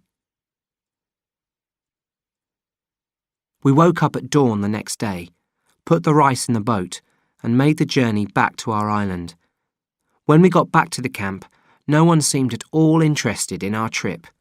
A few asked, "How was it?" out of politeness, but as soon as I began telling them, they looked bored, and no one was very enthusiastic about the presents I bought them either. It seemed that they weren't interested in anything outside the beach. I was disappointed by their reactions, but not for long. I soon began to forget the world too, as I had when we first arrived at the camp. Within a week, nothing much existed for me beyond the lagoon and its circle of cliffs. My worries about Zeph and Sammy didn't disappear so quickly, though. I was kept awake, worrying about what plans they and the mysterious Germans might be making. But it was hard to go on worrying, even about them, as the days passed and nothing happened. A few weeks after the rice run, I woke up to the noise of rain on the longhouse roof. It had rained only 3 or 4 times since I'd arrived at the beach, and no more than short showers. This was a tropical storm, even heavier than the one on Koh Samui. A few of us stood around the longhouse entrance, looking out across the clearing. Bugs was standing outside in the pouring rain, looking up at the sky. "Stupid fool," someone said, looking at Bugs. "Thinks he's God," someone else said, and we all laughed. I would have said something too, but just then Sal came out at the far end of the longhouse and started walking towards us. "What's the delay?" she asked. Nobody answered her, so I said, "Delay about what?" She looked at me and said angrily, "Fishing, gardening, work. What are we going to eat with your rice if no one goes fishing or gardening?" People started slowly moving out into the rain. As I ran down to the beach, I thought about the conversation at the longhouse entrance.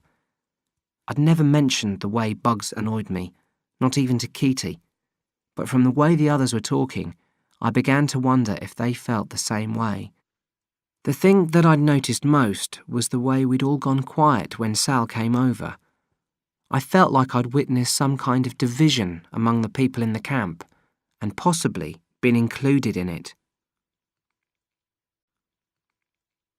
The rain continued to pour all that week and half the next, but in the early hours of Thursday morning it stopped.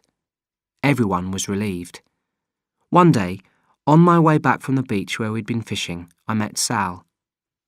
"Richard, are you going back to the camp?" "Yes." "Will you walk with me to the garden? I've got to go down there and I'd like some company. We haven't had a good chat for a long time." I nodded.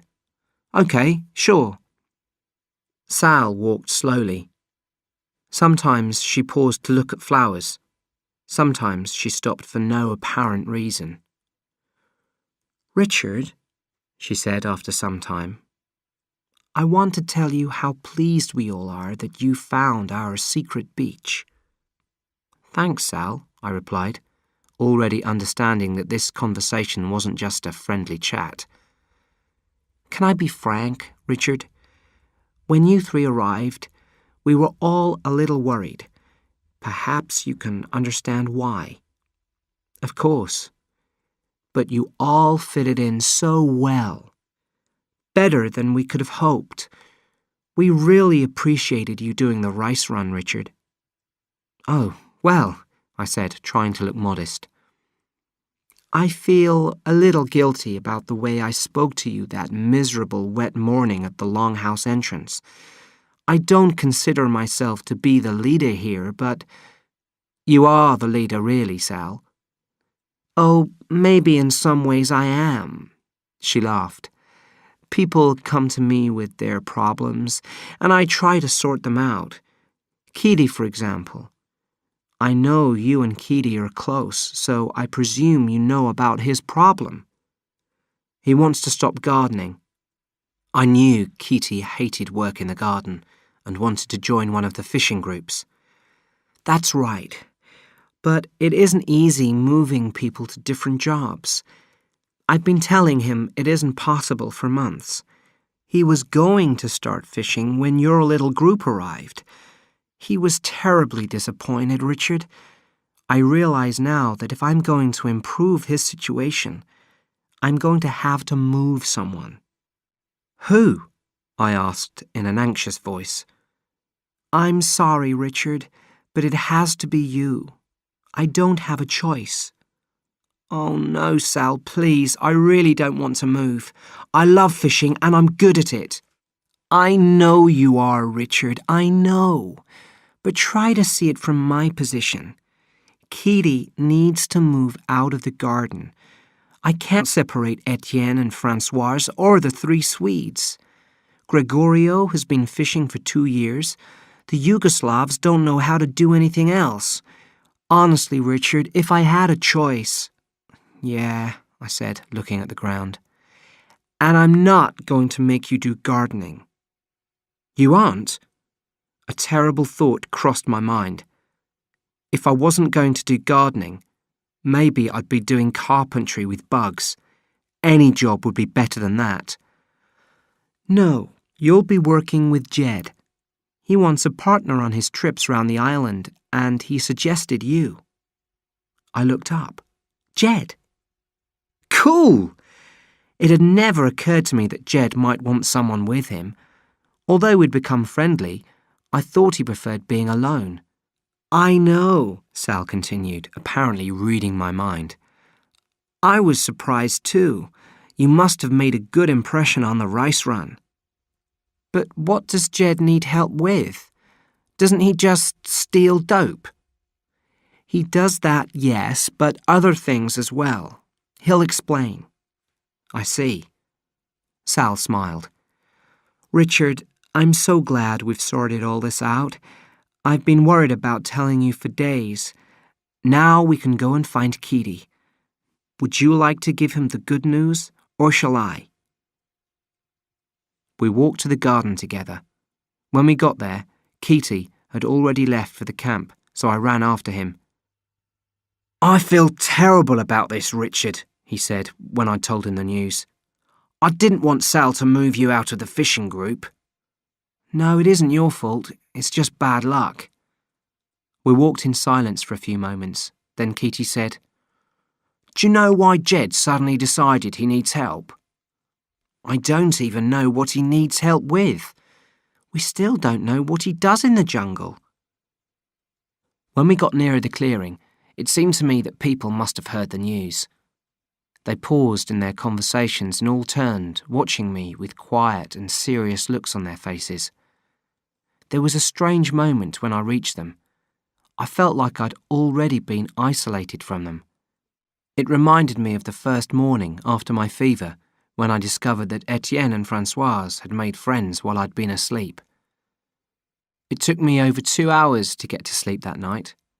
For the first time since arriving on the beach, I started thinking about home. Almost wishing I could return, in fact. Not to leave the beach permanently, just to contact a few important people and let them know I was still alive and okay. My family in particular, and a few of my friends. Chapter 6. Disaster Strikes.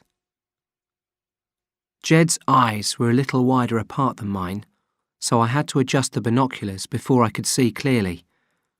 It took me several seconds to find the beach on the island next to ours, but then I saw the 5 familiar figures almost immediately. They were in the same place they'd been yesterday morning, and nearly every morning for the past 9 days, except for 4 days ago when the beach had been completely deserted. That had caused us a bit of concern until they reappeared from the trees a couple of hours later. They're still there, I said. What are they doing? Asked Jed. Just lying there. And you can count all 5? I paused.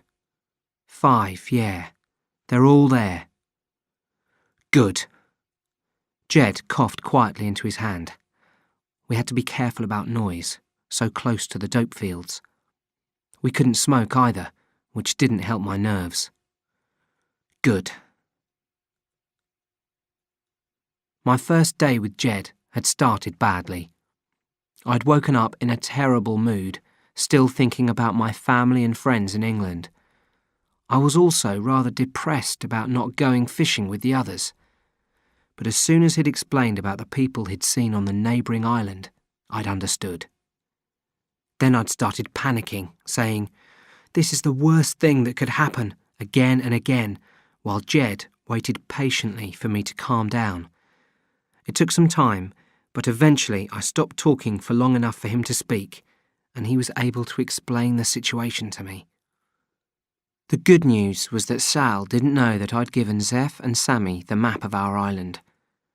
After Jed had seen 5 people on the island next to ours, the island Etienne, Françoise and I had swum from to reach our beach island, he'd only told Sal that some strangers had arrived there. He didn't mention their connection with me. She thought that Jed had asked for a partner because he'd got tired of working alone. The other good news was that the people hadn't moved from the island. If they were aiming for our beach, they were obviously finding it difficult to reach us. However, we had to assume that they did want to get to our beach eventually. We also had to assume that 2 of them were Zeph and Sammy, and the other 3 were the Germans that Jed had seen on Koh Phangan when we did the rice run. We couldn't be sure about this, because the people were too small to see clearly through Jed's binoculars, but it seemed likely. When Jed had told me the bad news, I'd spent the rest of that day in a state of shock, watching the 5 people through his binoculars. Every time one of them appeared to move, I was sure that they were going to start swimming towards us. But they didn't. In fact, they hardly moved from their patch of sand, occasionally going into the sea for a few minutes or disappearing into the jungle behind the beach for a couple of hours. After 3 or 4 similar days had passed, my initial level of panic faded and I just felt generally tense. With the tension, I was able to think more clearly. That was when I began to notice other things about my new job with Jed. The first was getting to know Jed more. We spent every hour until nightfall sitting on a rock at the highest point of our island. Apart from spying, all we could do was talk. Mostly, we talked about Plan B, which was what we were going to do when the 5 people finally got here. The only problem with Plan B was that, like most Plan Bs, it didn't exist. We had several options, but we could never agree on which one was the best. The option I favoured was that Jed went down to meet them and told them that they weren't welcome, but he didn't want to do that. Although he was sure he'd be able to make them leave, he was also sure that they'd go straight back to Koh Phangan and tell everyone what they'd found. Instead, Jed wanted to rely on our island's natural barriers. There was the long swim from the island. Then they had to get past the dope guards, find the lagoon, and then find a way of getting down the waterfall. Jed was confident that this would all be too difficult for them. I didn't like to remind him that Etienne, Francoise, and I had managed it. It was during one of our endless Plan B discussions that Jed told me about the main aim of his job: to look out for new people who were trying to find our beach. "Something's bothering me," I said, putting down the binoculars. Jed frowned. "What?" "I'm afraid they'll find our backpacks. We couldn't swim with them, so we hid them under some bushes. If Zeph and Sammy find them, they'll know we were there and that they're near our beach." "How well did you hide them?" "Quite well. I'm starting to think that I might have copied the map wrong. I drew it in a real hurry, and I could have missed out an island between Koh Phangan and here." Jed nodded. "It's possible. So if they think they're on our island now, that explains why they haven't moved for the last 9 days. They're looking for our beach, which they won't find, but they might find the backpacks." "It's possible," Jed repeated. "But they sit in the same place all day. It faces us, right? So they know this is the right island. They're sitting there and trying to work out how to reach us." We looked at each other briefly. Then I started staring through the binoculars again. Jed and I would stay on the rock until the sun set. Then we'd go back to the camp. We couldn't spy if it was too dark to see, and anyway, Jed said it wasn't safe to be outside the camp after nightfall. You didn't know what or who you might meet. Back at camp, Jed would go and talk to Sal, and I'd get some dinner. Then I'd go and look for Etienne, Francoise, and Kitty. Usually I'd find them near the kitchen hut, having a joint before bedtime. Lying to Sal about Zeph and Sammy and the map was easy, but I hated lying to my friends. However, I didn't have a choice. Until we knew whether Zeph and Sammy would manage to get to our beach, there was no sense in worrying everyone. I could only tell them that my new job involved looking out for people who might be trying to find our beach. "It's a good idea," said Kitty. "What will you do if you see someone coming?" "I'll tell you when it happens," I replied, laughing uncomfortably. At the end of the 10th day working with Jed, we were, as usual, hurrying to get back to the camp before nightfall. My plan was to eat some food quickly and then spend the rest of the evening with my friends. But when I got to the kitchen hut, all I found was a cold pile of boiled rice. The cooking pots for fish and vegetables were empty. Then I noticed something even more strange. Apart from Jed, the clearing seemed to be completely deserted. I walked over to Jed. "Do you notice anything weird?" I said. "Well, I can't see any food." "Exactly.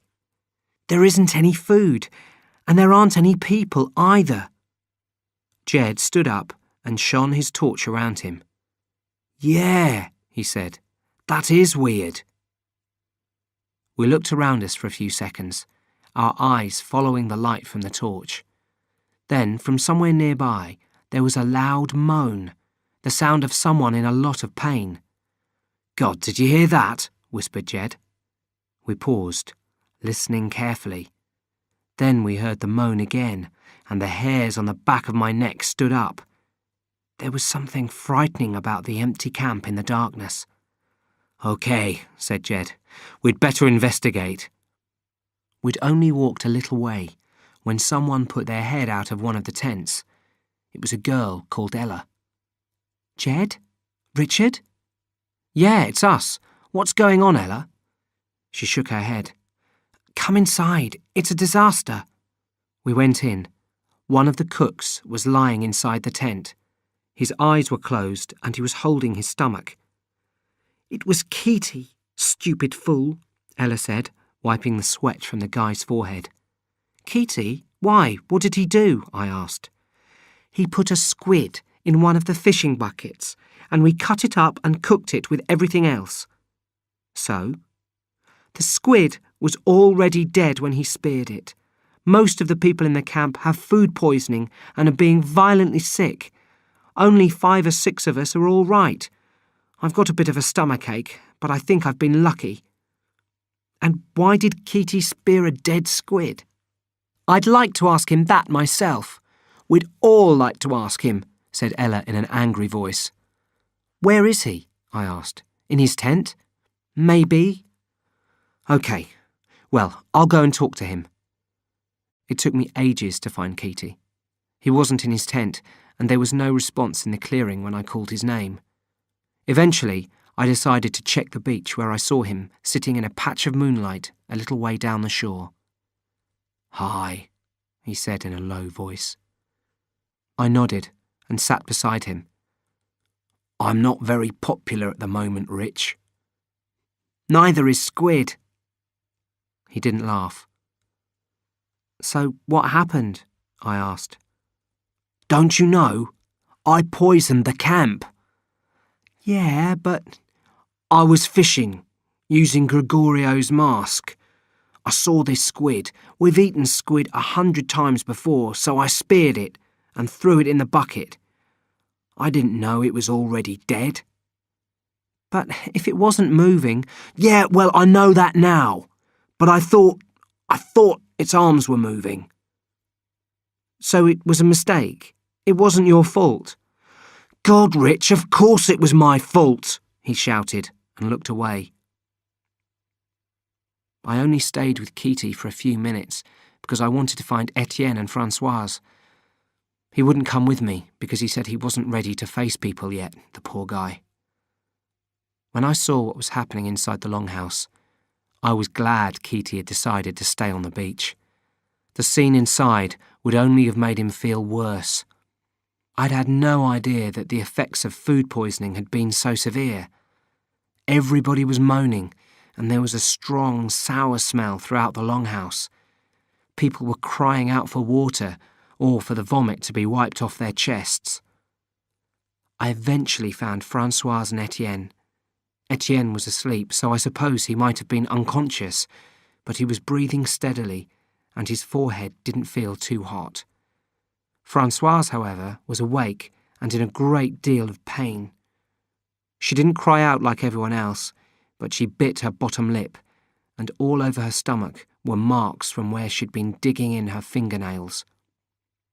"Stop doing that," I said firmly.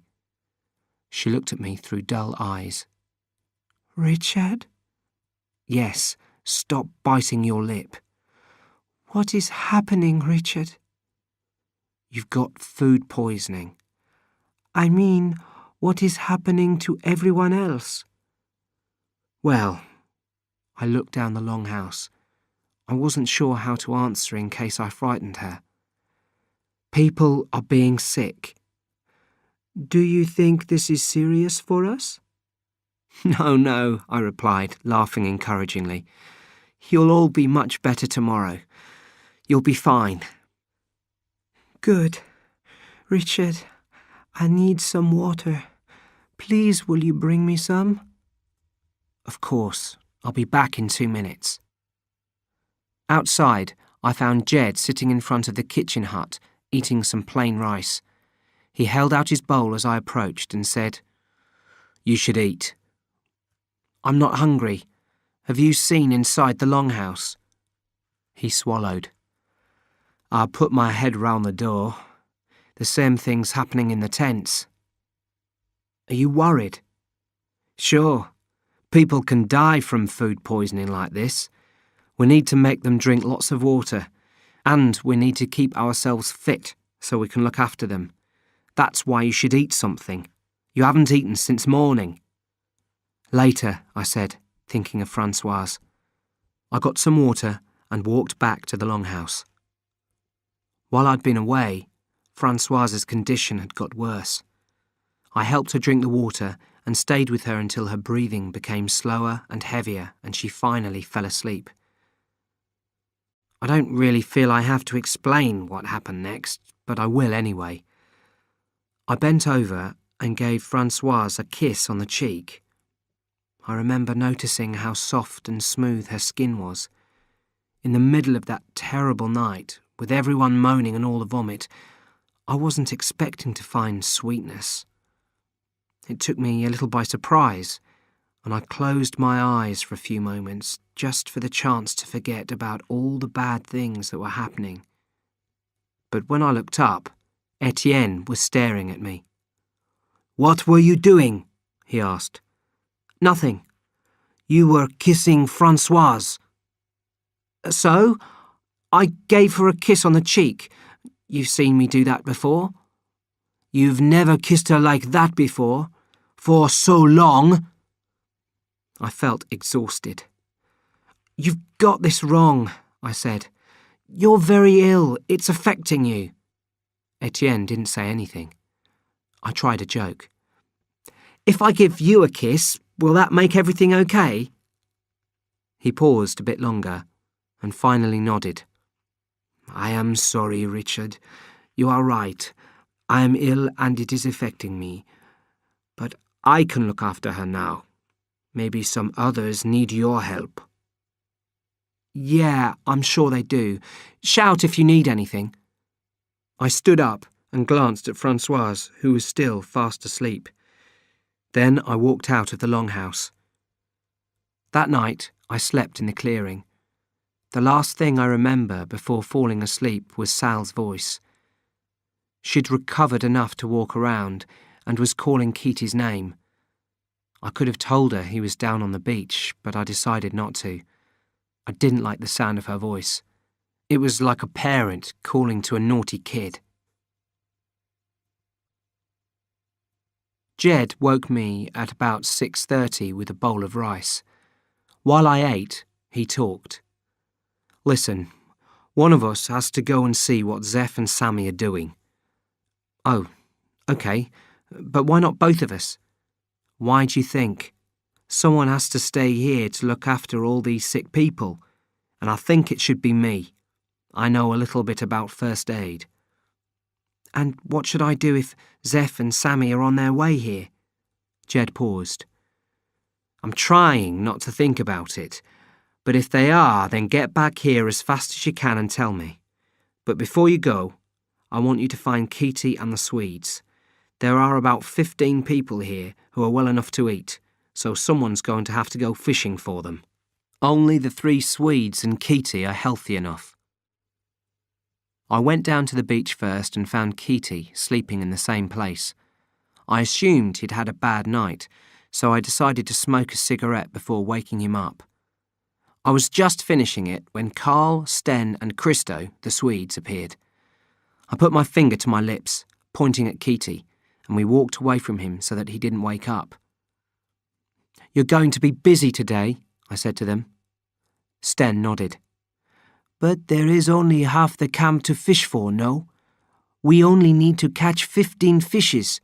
Not so difficult, I think. Would you like to fish with us? Thanks, but Kitty will wake up soon.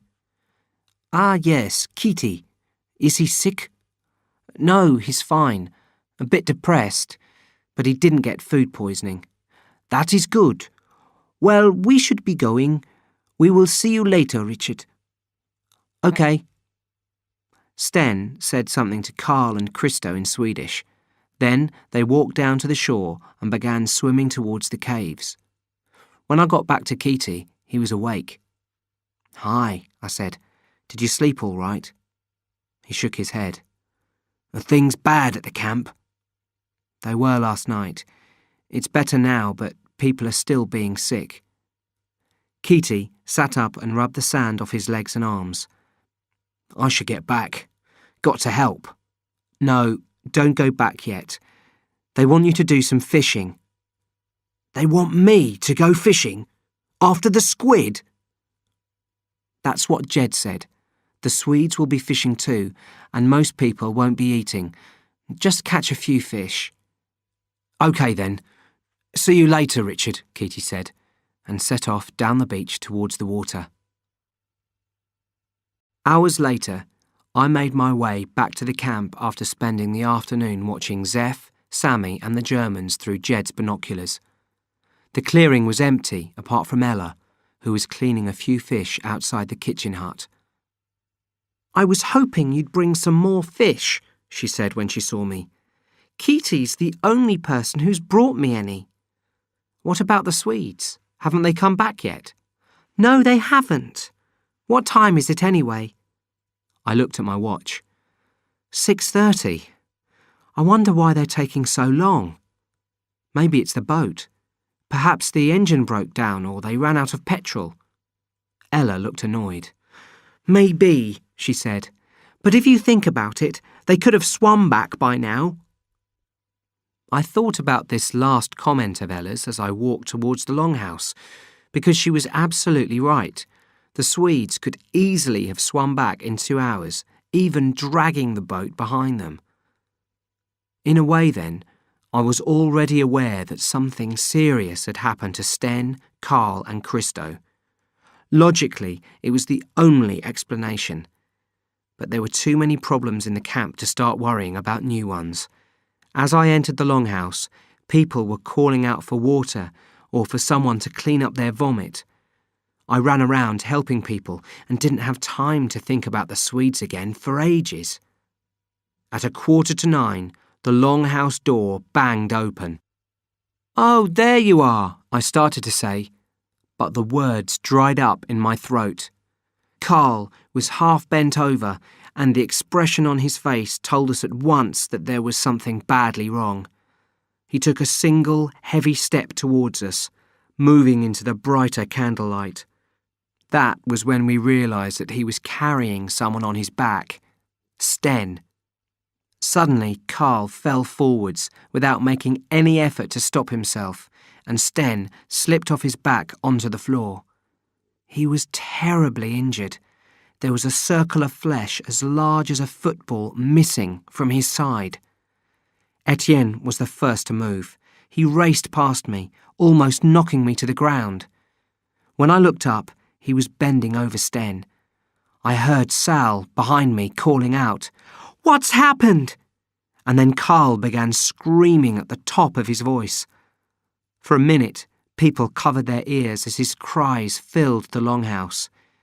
It was only after Kitty had grabbed him, shouting at him to shut up, that he managed to say one word. Shark! The shocked silence after Carl said shark only lasted a heartbeat. Then we all started talking again. A circle quickly formed around Carl and Sten. The same kind of circle you get in a school playground when people are fighting. And everyone started shouting out questions and making suggestions. Everyone wanted to be involved in the crisis. They need water, and put him in the recovery position, and hold his nose. I thought all the advice was stupid. You could see the air bubbling out of the hole in Sten's side, so his lungs were obviously completely destroyed. And anyway, you couldn't imagine anyone looking more dead. His eyes were open, but you could only see the whites. Carl could hardly be put in the recovery position while he was rolling around and screaming. The only person who was talking sense was Sal. She was shouting at everyone to get back and shut up. No one took any notice, though. I pushed my way backwards through the crowd, which was easy, as most people were trying to get closer to the Swedes. As soon as I was out of the circle, I began thinking a lot more clearly.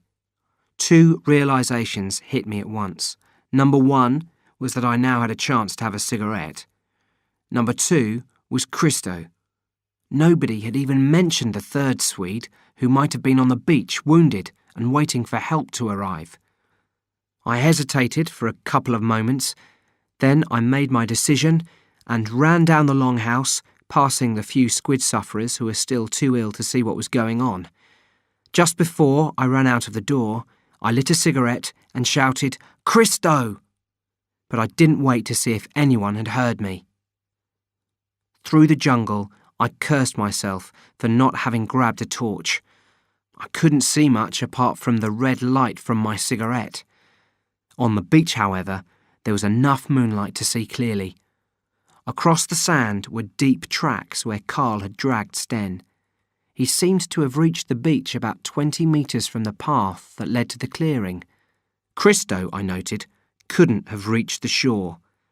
In the light from the moon, the sand was silver. If he'd been there, I'd have seen him. I took a deep breath and sat down near the water, wondering what to do. Christo wasn't on the beach, and I hadn't passed him on the path from the camp, unless I'd walked over him without realising it. So he was in the lagoon, the open sea, or the cave that led to the sea. If he was in the open sea, he was probably dead.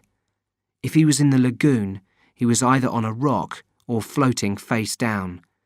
If he was in the cave, he would be at one of its 2 entrances, maybe too tired or injured to swim through the underwater passage. The shark could be anywhere. "I bet he's in the cave," I said, and lit another cigarette to help me think. When I reached the cave, I swam to the place where the passage went below the water level. Then I took a lungful of air and dived underwater.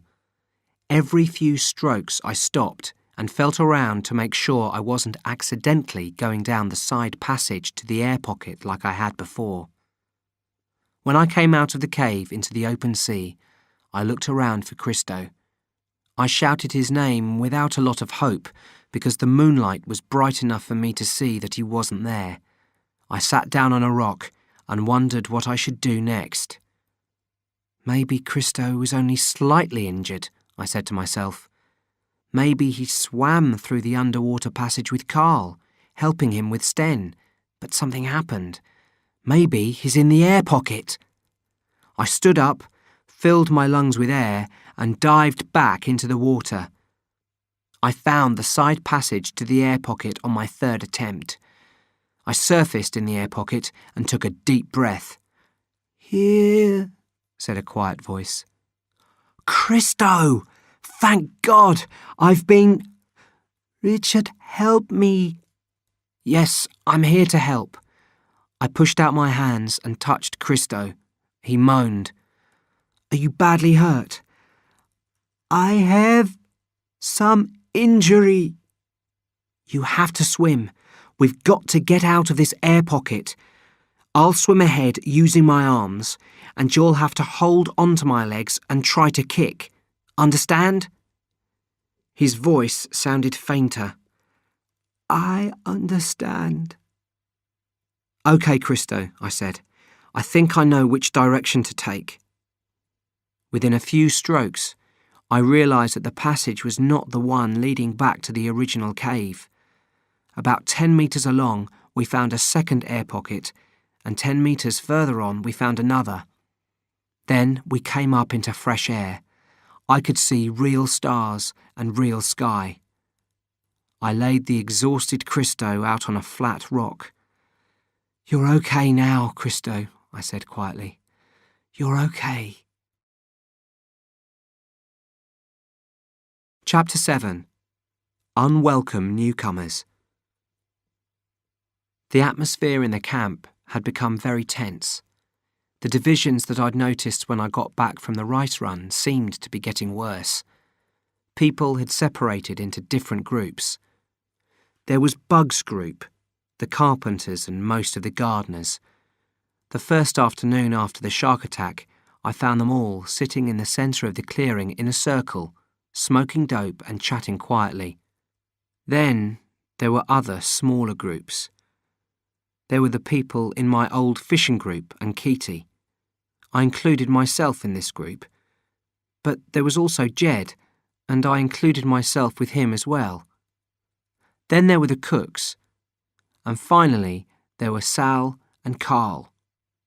Sal was trying extremely hard to get on with everyone, and Carl seemed to be in a world of his own after the shark incident. This, then, was the politics in the camp, and we all had to deal with the situation in our own way. If it sounds complicated, that's because it was. After work one afternoon, I walked over to the hospital tent. It was actually the Swede's tent, but Sten was dead and Carl had started living on the beach, so I'd begun calling it the hospital tent. Jed had been looking after Christo there since I'd found him in the cave. Back early today, said Jed when I went into the tent. He sounded very tired and was sweating heavily. I got hungry and needed a cigarette. I looked at Christo. How is he? Jed rubbed his eyes. He's getting worse. He's got a bad fever and is unconscious most of the time. When he's awake, he's in a lot of pain. To tell you the truth, I'm getting seriously worried about him. I frowned. Christo looked okay to me. Apart from a single cut on his arm, his only wound was a large bruise on his stomach where the shark had smashed into him. I mean, Jed continued, that bruise should be getting better, shouldn't it? I leant over to take a closer look at Christo's stomach. It's blacker than it was. Not so purple. I think that means it's healing. I'm not sure, Jed said in a worried voice. Well, I'm going to get some food now and find Etienne and Francoise, I said. OK, leave me a cigarette, will you? And come back later. Nobody comes in to see if I'm OK, apart from you. I think they're avoiding having to see Christo. Pretending it hasn't happened, maybe. I threw him a packet of cigarettes. Well, it's not easy for anyone. Sten's body is lying behind the longhouse, and you can smell it through the walls. Jed looked at me sadly. Well, we're going to bury him tomorrow morning, by the waterfall. It was getting close to 6 o'clock when I reached the beach. I found Etienne and Keaty sitting on the sand discussing Carl. He's gone completely mad, said Keaty. No, he hasn't, said Etienne in an angry voice. He is in a state of shock. We should take him to Copagnan. Then he got up and started walking away. I'd obviously arrived in the middle of something, and I wasn't happy at all with the idea that my friends had been arguing. Was Etienne being serious about Copagnan? I asked Keaty. He nodded. He's been saying it all day. He says he's going to discuss it with Sal. But he must know we can't take Carl to Copagnan. What would we say? He is a friend of ours who's been attacked by a shark and had a nervous breakdown on our secret beach. See you. He thinks we could just take him there and leave him on a beach. That's ridiculous. Even if he didn't tell people about our beach, how would we know that he got looked after? They might just ignore him. I shook my head. No, the best thing for Carl is for him to stay here. I've been telling Etienne that all day, but he wants to take Sten to Copagnan as well, said Keaty. Sten? But he's dead. What would be the point of... His family. Etienne thinks we have to let them know what's happened to their son. I smiled in disbelief. Yeah, and meanwhile we'd definitely get discovered. It's the worst idea I've ever heard. After all the discussion about Carl, I decided I ought to go and see him myself. Or that's what I told Kitty. Really, I was just interested in finding Francoise, whom I'd hardly seen over the past few days. Following the misunderstood kiss, I hadn't wanted to give Etienne any reasons to be suspicious. I found Francoise about 400 metres away, sitting near Carl. When she saw me, she ran over to me, smiling. "Richard," she said, "thank you." I paused. "What for?" "For helping me when I was sick. You were so kind." "Francoise, it was nothing." She smiled, then looked at me straight in the eyes and laughed. "You kissed me." "I thought you were sleeping." "I was. Etienne told me the next day." "Oh, well, I hope you don't mind. It was sort of complicated." "Of course I do not mind. But why do you say it was complicated?" "Well, complicated is probably the wrong word. The kiss wasn't." I stopped and then tried again. "I'm not sure what Etienne told you, but I was kissing you because you were so ill, and then when I'd started it was hard to stop." "Well, I expect Etienne thought it was, you know, a sexy kiss." Francoise laughed again. Then she leant over and gave me a little kiss on the cheek. "Was it a sexy kiss?" "No," I replied, lying. "Of course not." "So there is no problem? Not complicated?" "I'm glad you understand." "Always," she said. "I always understand." For a moment, we looked at each other. Then the moment was over, broken by Francoise as she turned to look at Carl. The next day, at Sten's funeral, we all circled the grave that had been dug near the waterfall. Sal said a few words, talking about Sten's commitment to the camp and how much we'd all miss him. Then one of the cooks talked about how Sten always caught big fish, which kept people's stomachs full. Someone else told us how Sten was always ready to play football on Sunday and how fairly he played. When we began filling the grave with earth, several people started crying. Bugs planted a wooden cross on the grave with Sten's name on it. As we all turned to go back to the camp, Sal stopped us. "Wait," she called out. "I don't want anyone leaving yet. There's something important I need to say, and I want everyone to hear it." People stopped, looking puzzled, and waited for Sal to continue. "Okay, I'd like to start by asking everyone to sit down so you can all see me." We slowly sat down on the grass. Sal waited until we were all settled, then nodded. "I want to talk about the atmosphere in the camp. I'm going to talk about it because I've got no choice. I'm going to talk about it because no one else seems willing to do so." No one said anything. "The way I see things is like this," Sal went on. "We've had 2 disasters over the past week. First, there was the food poisoning, and then we had the terrible tragedy with the shark. For these reasons, the atmosphere in the camp has been bad. It's understandable. We're all human. But it ends here. It ends with the burial of a friend, so that something positive will come out of his death. Now, dates don't mean much on the beach, but I keep a calendar. and it may interest you to know that the date today is September the 11th. As a matter of fact, it interested me a lot to hear the date was September the 11th, because it meant it was almost 5 months since I'd left England. That means that our special beach festival is in 3 days' time. As most of you know, the festival is our birthday, and we celebrate it every year.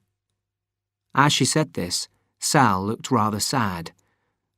To be honest, I haven't been looking forward to this year's festival much. Without Daffy, I don't mind telling you that it will feel very strange.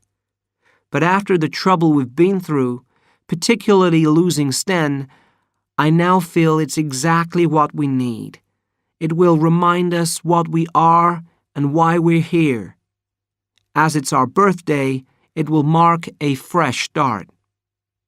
Sal paused for a moment, clearly lost in thought. Then her face hardened and she continued. Okay, so that's it. I hope you all listened hard. Tomorrow we'll start getting ready for the party. When we got back to the camp, I noticed that the mood had improved. I was half expecting people to sit down in their groups and begin analysing the morning's events. But within a few minutes, everyone had left for work and the clearing was empty.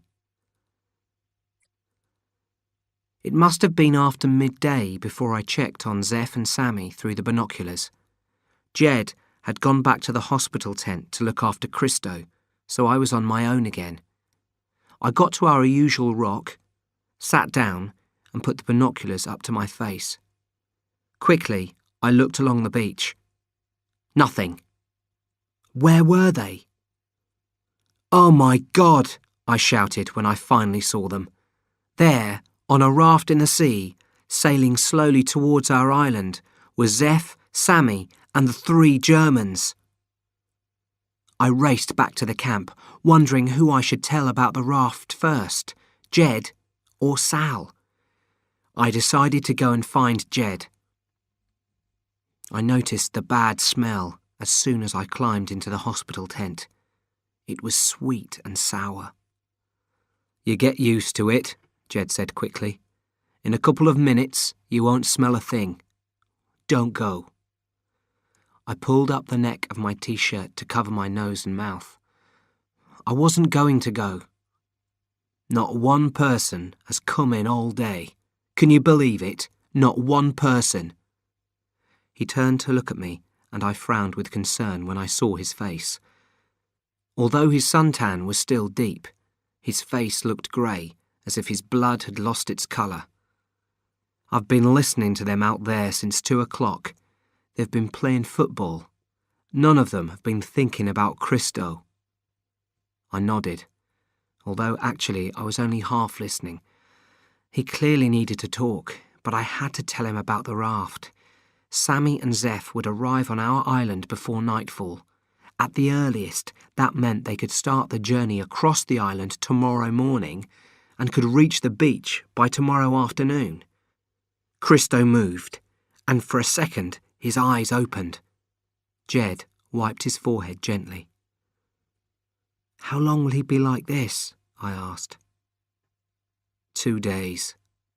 Well, that's good. If Christo's better in 2 days, he can talk to Carl and... Jed shook his head. No, he said quietly. You don't understand. Christo's not getting better. In 2 days, he'll be dead. He's dying. But how do you know? Jed pulled back the sheet that covered Christo's body. Feel there, he said, pointing to Christo's stomach. The entire area of his stomach was almost completely black and as hard as a rock. He's been bleeding inside, said Jed. Bleeding badly. I couldn't be sure until last night. Who else knows? Just you and Sal. And Bugs too, probably. I talked to Sal today. She said that now we've started to get things back to normal, Nobody must find out. Jed stroked Christo's shoulder before pulling back the sheet. We sat in silence for a minute or two, watching his shallow breathing. It was strange that, after Jed had explained, it was obvious to me that he was dying. The smell I'd noticed as I'd entered the tent was the smell of death. I suddenly remembered the raft and broke the silence. "Zeph and Sammy have built a raft. They're on their way." Jed didn't move. "If they get to the beach," he said, "they'll see Christo die. Everything here will be destroyed." And that was all. I left the tent and walked close to the longhouse entrance, past where Sal sat talking with Bugs, and continued along to the beach path. At the first corner, I stopped, leaning against a tree, and lit a cigarette. Sal appeared almost at once. "Something's happened," she said. "What is it?" Before I could reply, she said, "They're on their way, aren't they?" "Yes." "Oh my God! When do you think they'll get here?" "Sometime tomorrow afternoon, if they don't get frightened by the dope guards," I answered. "They built a raft." "Have you told anyone about this?" "Only Jed." "Okay, Richard. It looks like we have a slight problem here. But you don't think they can possibly get here until tomorrow, do you?" "No." "Then I'm going to think about this overnight. I'll give you my decision on what we do about them in the morning." I put my head into the hospital tent before going to bed in the longhouse. Jed was fast asleep, but Christo was half awake. He even recognized me. "Richard," he whispered. "Yes," I whispered back. "How are you feeling?" "I feel very bad, Richard. Very bad." "I know, but you'll be better soon." "Sten?" "You'll see him in the morning." "My chest." "Close your eyes." "Very bad." "Shh, now." He nodded, and at last his eyes shut. "Have good dreams," I said, maybe too quietly for him to hear. I left the tent door open when I left. I wanted to stop Jed breathing too much of that dying air. Chapter 8. Paradise to Hell. Sal gave me my instructions at 5:45 the next morning. I had to follow Zeph, Sammy, and the 3 other rafters across the island. When they reached the top of the waterfall, she wanted me to stop them and tell them to leave the island at once. If that didn't work, I had to prevent them from going any further in any way I could until Christo was dead. After that, we would work out whether to let them into the camp or keep them out. By setting off early, I was hoping that Zeph and Sammy would still be with their raft. Finding them would be a lot harder if they'd already entered the jungle. I was also assuming that they'd have landed on the same stretch of beach where Etienne, Francoise, and I had first arrived. The early morning effort was worth it. The rafters were still on the beach. Even though I'd been watching them for weeks, it was a shock to see the group so near. It confirmed that it actually was Zeph and Sammy we'd been watching, and therefore that I was responsible for their presence on the island. I still hadn't worked out what I was going to say to Sal about the map. From where I was lying, about 20 metres from where they sat, I could see only 4 of them. The 5th was hidden behind the raft. One of the Germans I could see was a boy, the other a girl. With some satisfaction, I saw that the girl was pretty, but not as pretty as Francoise. No one on the beach was as pretty as Francoise. The guy looked very similar to Bugs. They could have been brothers. I disliked him immediately. Eventually, I managed to see the 5th person in the group, another girl, And annoyingly, I couldn't criticise her looks. She had a lovely figure, very long brown hair, and an attractive, quiet laugh that travelled across the sand to where I lay. The rafters didn't make the same mistake as I had with Etienne and Francoise, walking along the coast before realising that the only way to get to the other side of the island was to go inland. But later, they made a far more serious mistake. Actually, I knew they were going to make the mistake even before it happened. Firstly, they hadn't hidden their raft properly, and secondly, they chatted loudly as they walked. To me, this clearly suggested one thing. They were entirely unaware of any need for caution. When they arrived at the dope field, not one of them realised they were in a field. Sammy shouted out, "Man, I've never seen so much dope. There's more dope here than I've ever seen." He started tearing big handfuls of leaves off the plants and throwing them in the air. Then the other four started shouting and throwing leaves in the air too. They looked like million-dollar bank robbers throwing money around, completely out of control. It was 10 o'clock. The guards would have been on duty for 2 hours at least, and if they hadn't heard the rafters crashing through the jungle, they'd certainly hear them now. By chance, I was hiding in the same bush that I'd hidden in with Etienne and Francoise. Watching Zeph and Sammy was like watching myself. What could have happened 6 months ago if Etienne hadn't acted so sensibly? It looked like the problem with our uninvited guests was going to be solved, and I was also going to find out what happened when the dope guards caught someone. Better than that, I was actually going to see it.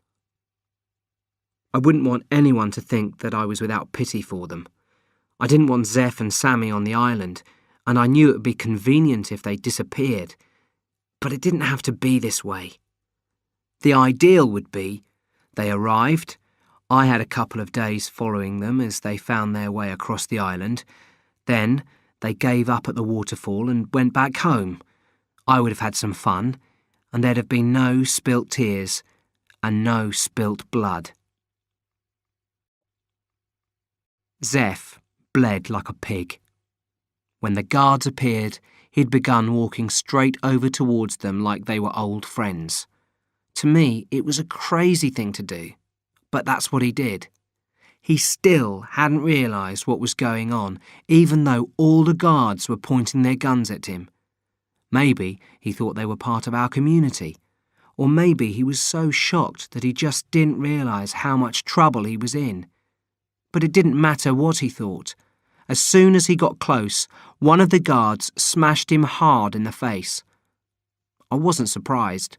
The guard looked very nervous and just as confused by Zeph's strange behaviour as I was. After that, there were a few seconds of silence while the guards and the rafters stared at each other across the top of the dope plants. It seemed as if each of the two groups was as shocked as the other. The rafters were having to make a huge mental adjustment.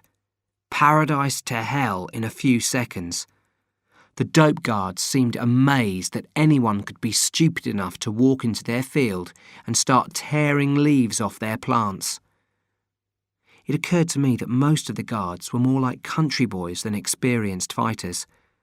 I think in some ways it made them seem more dangerous. Maybe someone more experienced wouldn't have panicked and smashed Zeph's face in. Don't people say that the only thing more dangerous than a man with a gun is a nervous man with a gun? It was certainly true in this case. When the short period of staring was over, the guards began violently beating the rafters. I suppose they might have beaten them to death right there, but another group of guards suddenly arrived, and this group appeared to have a boss. I'd never seen him before. He was older than the others. One word from him, and the beating stopped. "Who are you?" he said, in English, very loudly and clearly. A difficult question. What do you say? Do you formally introduce yourself? Do you say, "No one"? Do you beg for your life? I thought Sammy handled it very well. considering that, like Zeph, he'd just had his front teeth knocked out. "We're travellers from Koh Phangan," he replied. "We were looking for some other travellers. We made a mistake. We didn't know this was your island." The boss nodded, not unkindly. "Very big mistake. Please, we're very sorry. You alone now? And friends here now?" "We're alone. We were looking for a friend. We thought he was here. And we know we made a "Why you look for friend here?" "Our friend gave us a map." "What map?" "I can show. You can show me map later." "Please, we're very sorry." "Yes, I know about you being sorry." "We'd like to go. We could leave your island now, and we wouldn't tell anyone about anything." "Yes, you tell no one. I know about that." Sammy tried to smile. All his remaining teeth were bright red. "Will you let us go? Please?" "Ah," the boss smiled back. "You can go." "Thank you, sir. Thank you. I promise you, we won't tell any." "You can go with us." "With you?" "You go with us now." "No," Sammy began to protest. "Please wait. We made a mistake. We're very sorry. We won't tell anyone." The German guy started to get up, holding his arms in the air. "We will not speak," he cried. "We will not speak." The boss stared at the German, then spoke quickly to the guards. 3 of them moved forward and tried to lift Zeph by the arms. He began to struggle. Another guard stepped forward and hit him in the stomach. The other rafters began screaming. One of the German girls tried to run away, but the guards caught her and started beating her. I covered my face in my hands as the guards began dragging their prisoners away. The cries and screams were gradually replaced by jungle noises. I slowly stood up and set off on my way back to the camp. It wasn't an easy journey. My head ached, my legs felt unsteady, and I kept falling over. Looking back, it seems obvious that I'd suffered a terrible trauma and was in a hurry to leave an area which still felt heavy with screams. But that wasn't how I saw it at the time. I only thought about the importance of getting back to the camp and telling Sal about what had happened. After a few minutes, I heard a loud noise from somewhere in the jungle. I froze. Within 5 or 6 seconds, the silence was exploded by a burst of gunfire. The noise tore through the trees with shocking loudness. "Jesus Christ," I whispered to myself. "It's happened. They've been shot." I felt violently sick. I imagined the rafters' bodies, their shirts covered in blood, their limbs twisted. As I made my way down to the waterfall, I couldn't decide if it had all gone wrong or if it had all gone right. It was true that our problem with the new arrivals was over and that Sal would never find out that I'd given Zeph and Sammy the map. But that didn't seem to change the way I was feeling. Struggling to walk, I wanted to scream out loud. My brain couldn't cope with what had just happened. It refused to even try. Sal was waiting for me beneath the waterfall. "What the hell happened?" she said, more angry than anxious. "Why did I hear gunshots?" "The rafters," I said. "They've been killed?" "Yes. I saw them get caught by the guards, and then later I heard the firing." "You didn't see it?"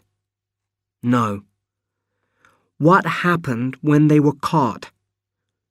"They were beaten, badly." "Badly enough to scare them? Maybe just a message?" "Worse." "Then?" "They got taken away somewhere. Dragged." Dragged? You didn't follow? No. What next? The shooting. I see. Sal stared at me. Badly beaten, you say? Very badly. You feel responsible for their deaths? I thought about this before replying, not wanting Sal to discover my connection to Zeph and Sammy at this late stage. It was their decision to come here, I said eventually. They made a lot of noise in the jungle. It was their fault. Sal nodded. Others may have heard the shooting. What will you tell them? Nothing. I think Etienne might know that Christo's dying. He's being difficult again. I won't tell Etienne, I interrupted. I won't tell Francoise or Kitty or anyone. Except Jed. You know I'll tell Jed. Of course I do, Richard, Sal said. But it's nice of you to ask permission. Then she suddenly turned and walked away. She didn't even wait for me, or hear me whisper, Actually, I wasn't asking for your permission. I didn't follow Sal back to the camp because I didn't want to see anyone yet. In fact, I didn't want to do anything much, except maybe sleep. I wanted to get away from my brain that was still making me want to scream. The trouble was, if I slept, I'd dream, and I knew I'd have terrible dreams. In the end, I talked to myself. Walking near the waterfall, I asked my mind to leave me alone for a while. I was trying to find some peace and quiet, but it didn't work. So I tried to get interested in a pretty flower or the patterns on a tree, but that failed too. No place to avoid thinking. I realised this eventually and started to walk straight into the jungle so that I could reach the beach without crossing the clearing. I'll keep this short, absolutely limited to what I can remember. My memory of the next few minutes isn't very good, no doubt a result of the morning's trauma and my state of mind. The rafters are dead, I said to Carl when I'd found him on the beach. Christo will be dead within 48 hours. All our problems are over except one. It's time you got sane. Carl looked at me, or he looked through me, or he wasn't looking at anything at all. I didn't really care. I took a step towards him, and as I did so, he hit out viciously at my legs. The blow hurt, so I hit him back. I sat on his chest, my knees against his upper arms, trying to push a handful of rice into his mouth. He made sounds, probably words. "That's right," I shouted. "I'm making you better now." His fingers went round my neck. I pushed them away. I think I may have lost the rice in the struggle. I think I may have been holding sand. I assume I closed my eyes. Instead of Carl's face, I have a mental picture of a red-brown blanket. Nothingness. So I think I must have closed my eyes.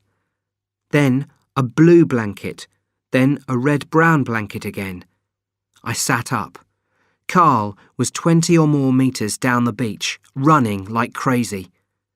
Amazed that he could still have so much strength after days of starvation, I leapt to my feet and raced after him. Down the beach, through the trees, up the path, into the clearing. I'd nearly caught him.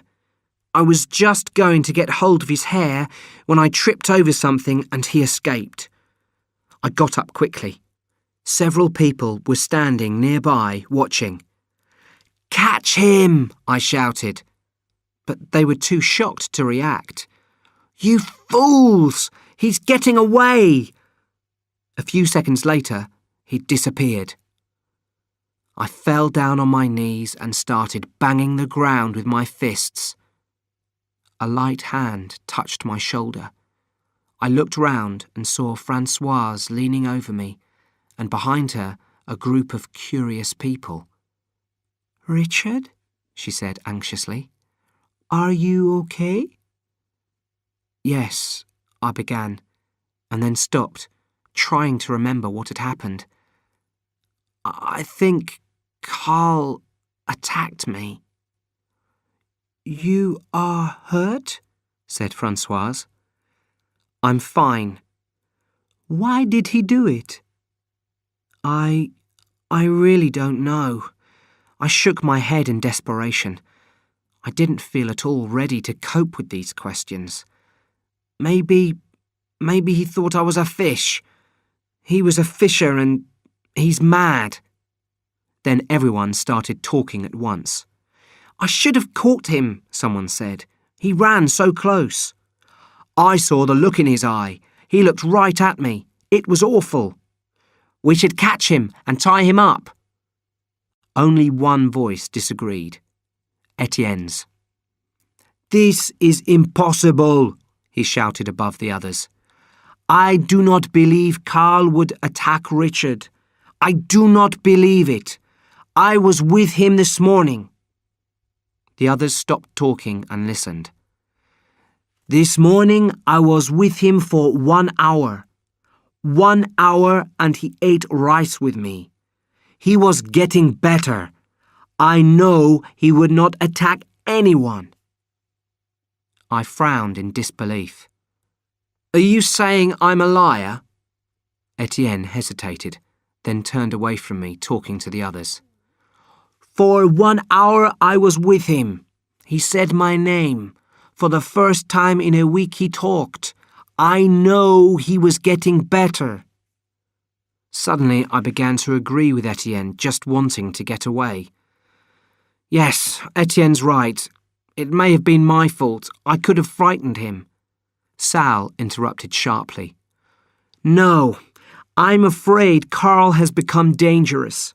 This morning I also went to see him and he tried to hit me too." Surprised, I studied her expression hard. Was she lying or telling the truth? "Luckily, Bugs was there to stop him.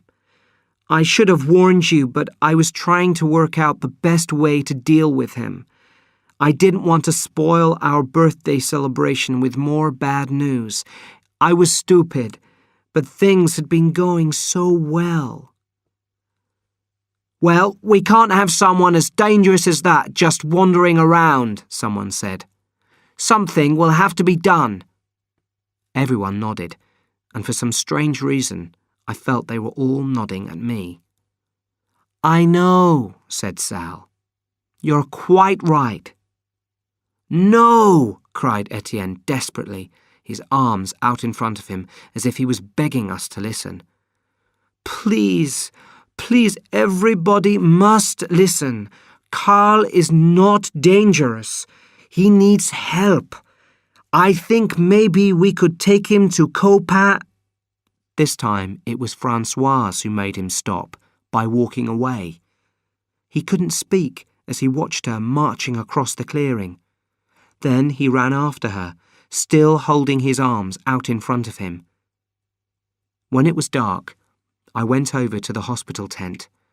If possible, conditions were even worse inside the tent than they had been before.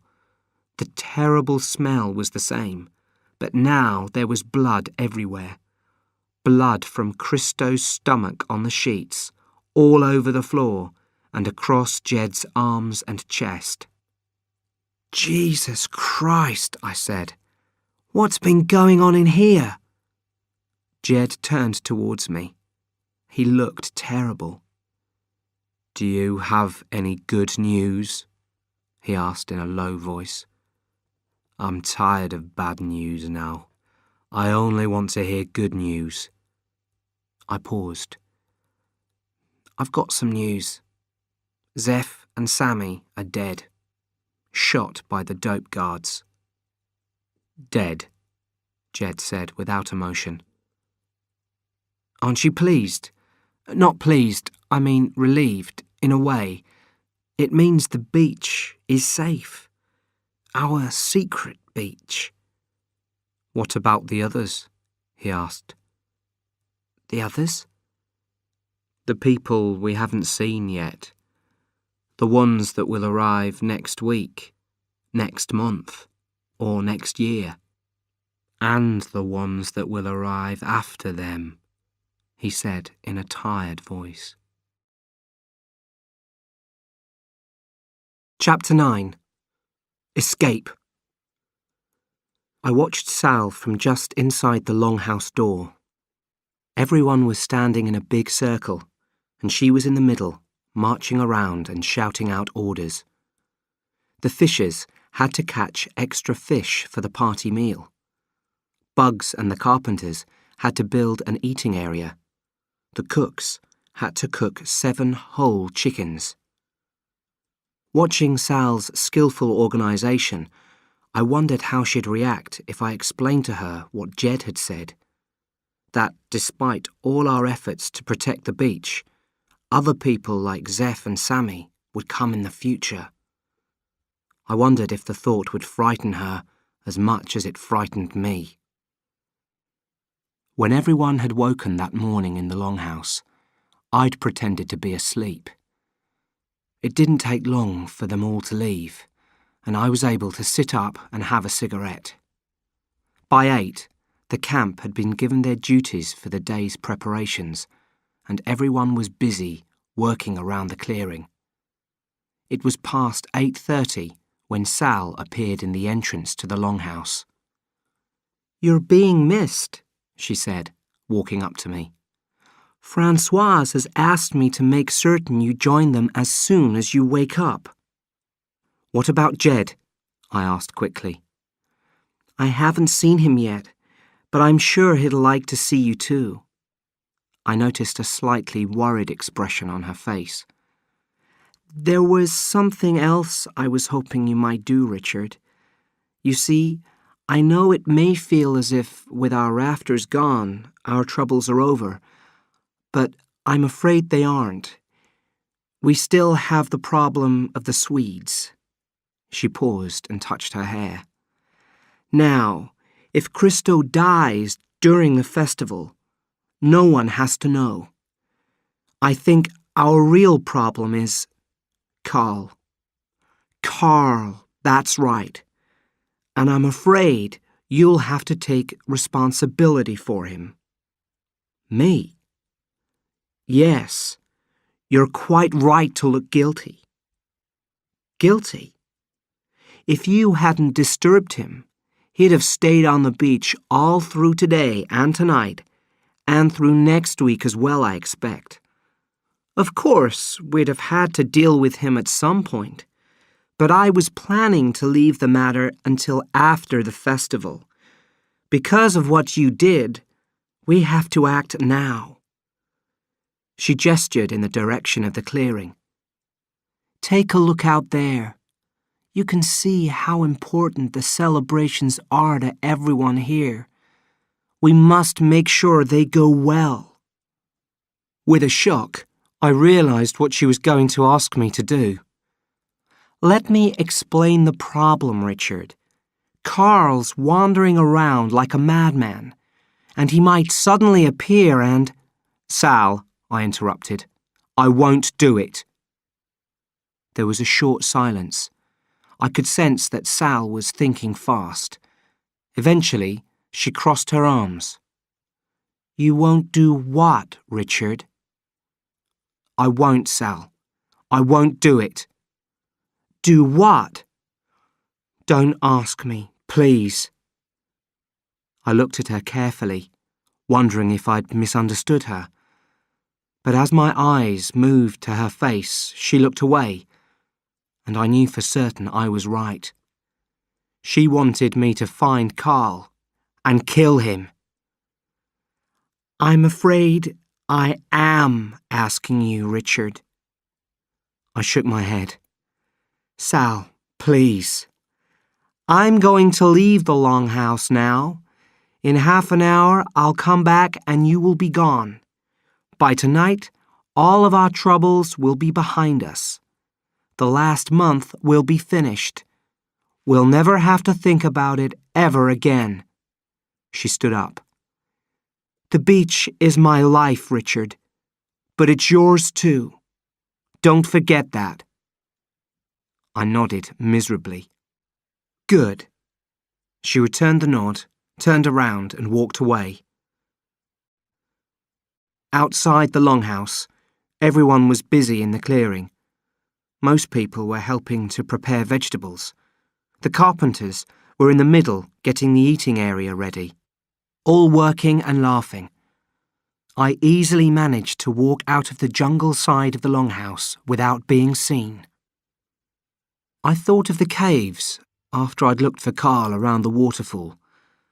If I'd been thinking more clearly, I would have checked the caves first, but it wouldn't have made much difference. The boat had probably been gone for hours. These days, I can find comfort in the idea that my attack on Carl on the beach had cured him. I often picture him, trying to guess what he's doing at this moment or that.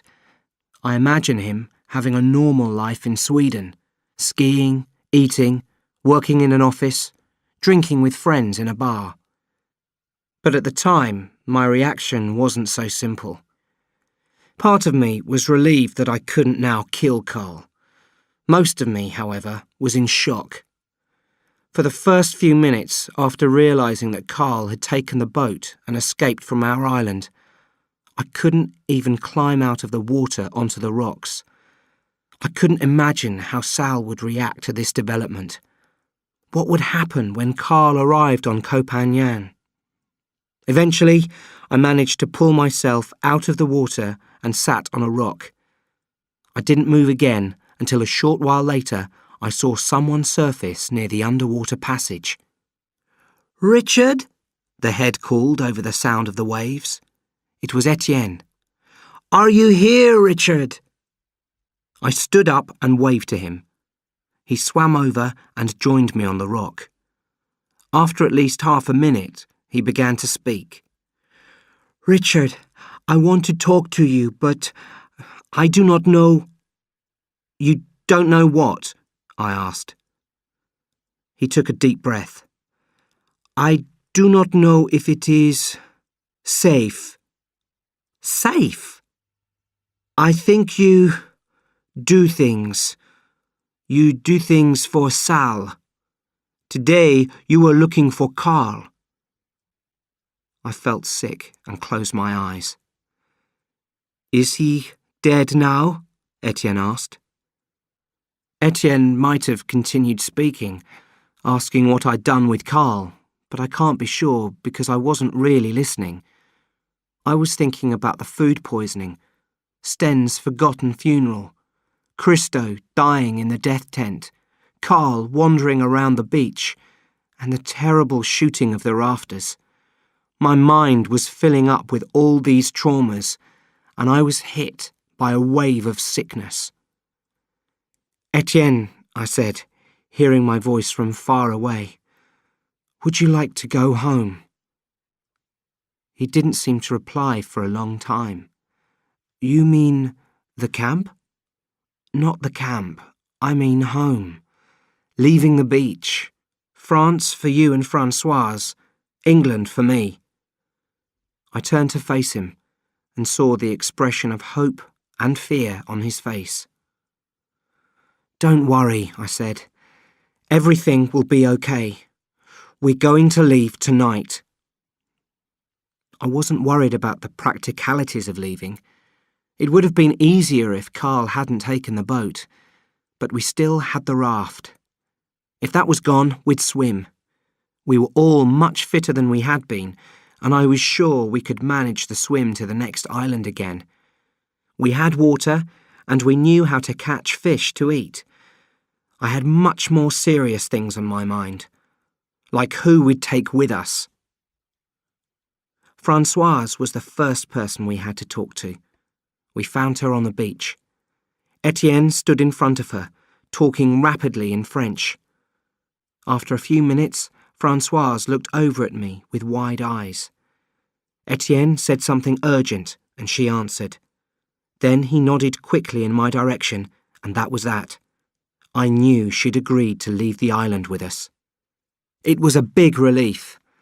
I'd been completely unable to predict how she'd react, and so had Etienne.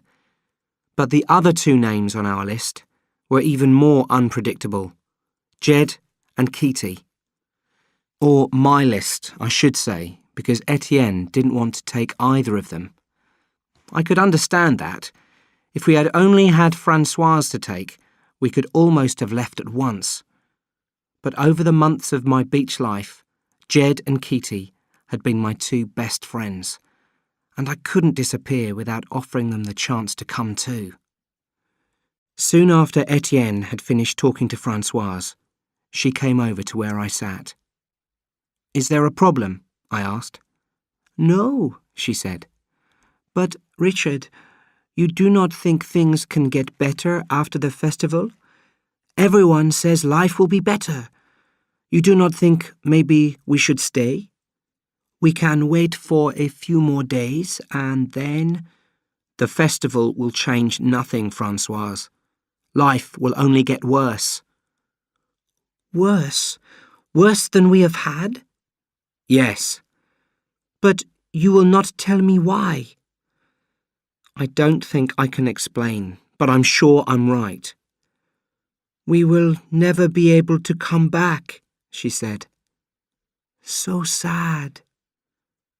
"Perhaps," I replied, "if there was anything to come back to."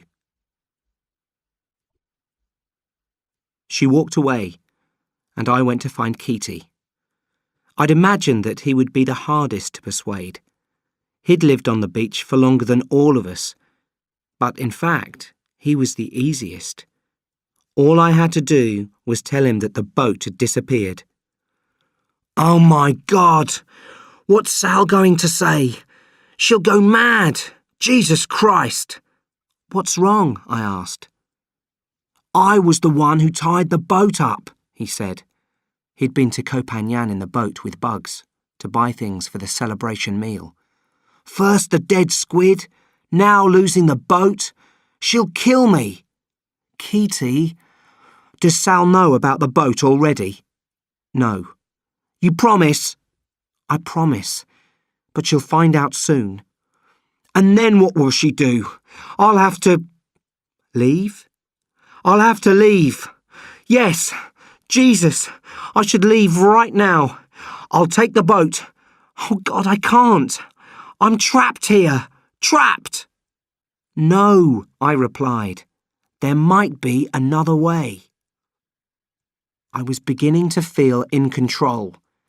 Now I only had to find Jed, tell him about the plan, and wait for our chance to escape. I was feeling so good that I started singing as Kitty and I walked into the clearing. Then Kitty started singing too. "What are you doing?" I whispered as I suddenly realised that people were looking at us. "Shut up! We've got to act normally. We don't want anyone to find out about our plan. If Sal asks you to help with the preparations for the meal, just try to be calm."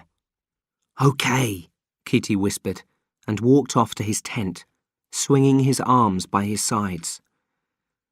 Etienne and Francoise were coping better, but they did have each other for support.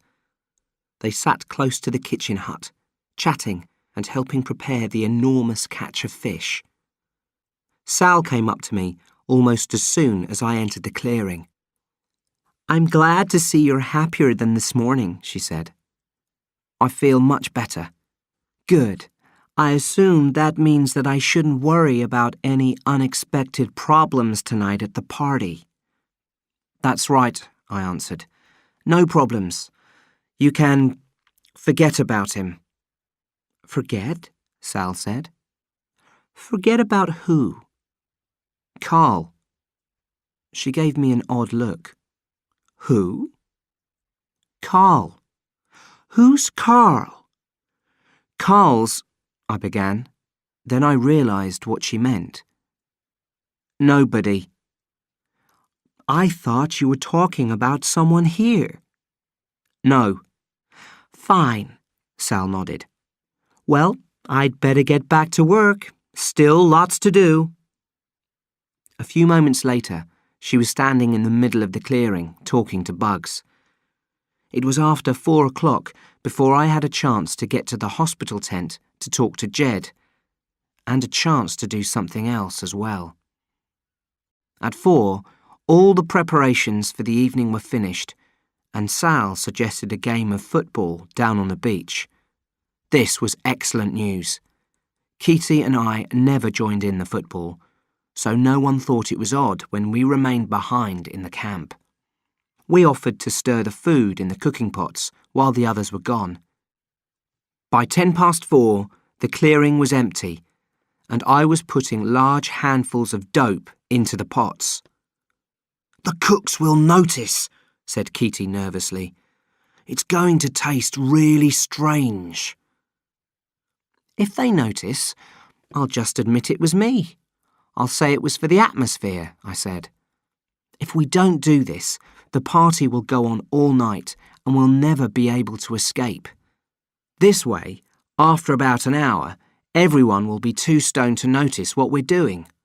Just make sure you don't eat any of this. Only eat the chicken and rice, and make sure Etienne and Francoise do the same." When I walked into the hospital tent, the atmosphere was like in a church. The sort of atmosphere where you feel uncomfortable if you cough or move too quickly. Amazingly, Christo was still breathing. Jed's hair and beard were completely covered in blood and sweat. He didn't look at me when I came into the tent. His eyes were fixed on Christo's calm face. "Jed," I said gently, "there's something we should talk about." "You're leaving," he said. "Yes." "When?" "Tonight, when everyone's asleep or stoned. Will you come?" "If Christo's dead." "And if he isn't?" "I'll stay." "You understand that unless you come tonight, there'll be no way off the island." And the problem isn't going to be more travellers coming here. Carl's taken the boat. If he contacts his family, or Sten and Christo's families, the police will come." "Yes. And you won't be able to escape." "I know." "I want you to come. It makes no difference to Christo if you're here or not. You know that too, don't you? Most of his brain has already shut down." "He isn't dead until he stops breathing." "Okay." I thought hard for a couple of seconds. "So why don't we stop him breathing? We could cover up his mouth. It would only take 5 minutes." "No." "You don't have to do it. I'll do it for you. You could hold his hand or something. It would be a nice way for him to die. Very peaceful and—" "Listen, Richard," said Jed, looking at me for the first time. "Christo should be dead by tonight, so I should be able to come with you. Why don't you go back to the others now? I don't think Sal would like it if you were in here. But come and check before you leave," he said, and turned back to Christo. I stayed for a minute and then left the tent. The rest of the camp had begun returning to the clearing, singing, laughing, arm in arm. The party was going to start. There were 4 circles in the middle of the clearing. First a ring of candles, then our plates, then all of us, then another circle of candles. It looked marvellous and very, very frightening. Orange faces in the candlelight and clouds of dope smoke, and a lot of noise.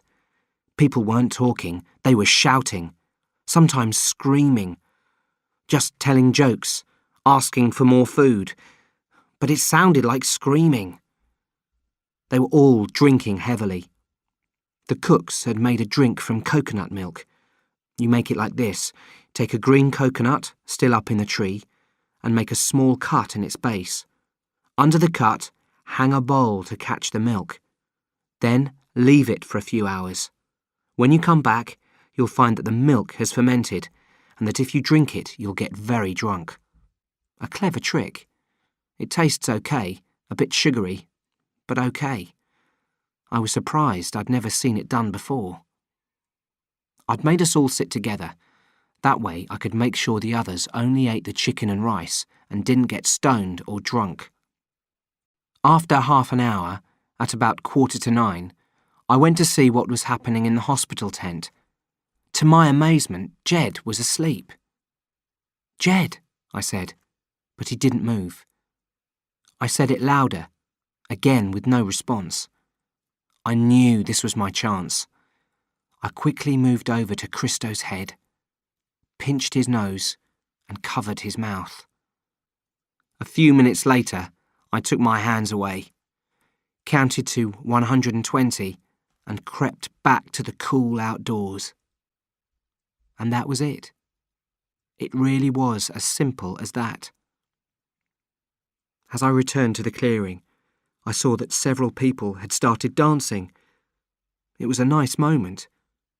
Watching the couples reminded me of the way things used to be on the beach.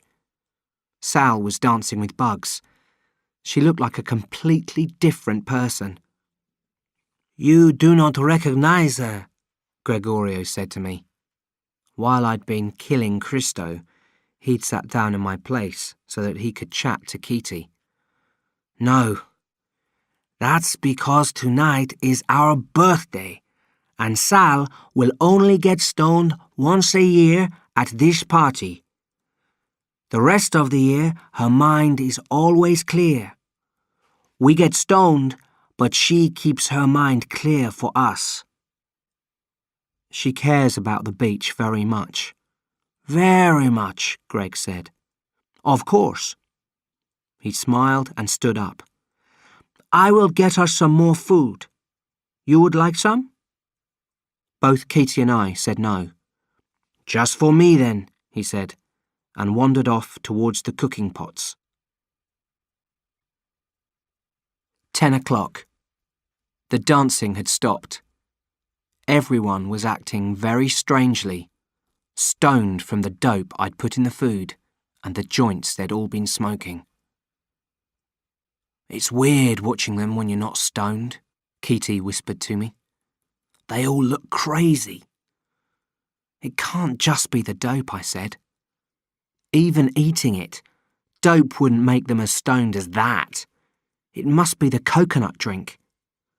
"Yes," said Etienne. "Really, I do not like this. When can we go?" I checked my watch for the 100th time. I'd thought we could leave at about 2 or 3 in the morning, when there'd be a bit of light creeping into the sky. But Etienne was right. I didn't like the way things were going either, and we could probably set off while it was still dark. "In an hour," I said. "I think we might be able to leave in an hour." But at 10:30, things started to go wrong. Bugs, who'd been sitting dreamily with Sal, drinking and smoking, suddenly jumped to his feet. His eyes were wide, and there was an expression of terror on his face. Everyone turned to look at him. "What was that noise?"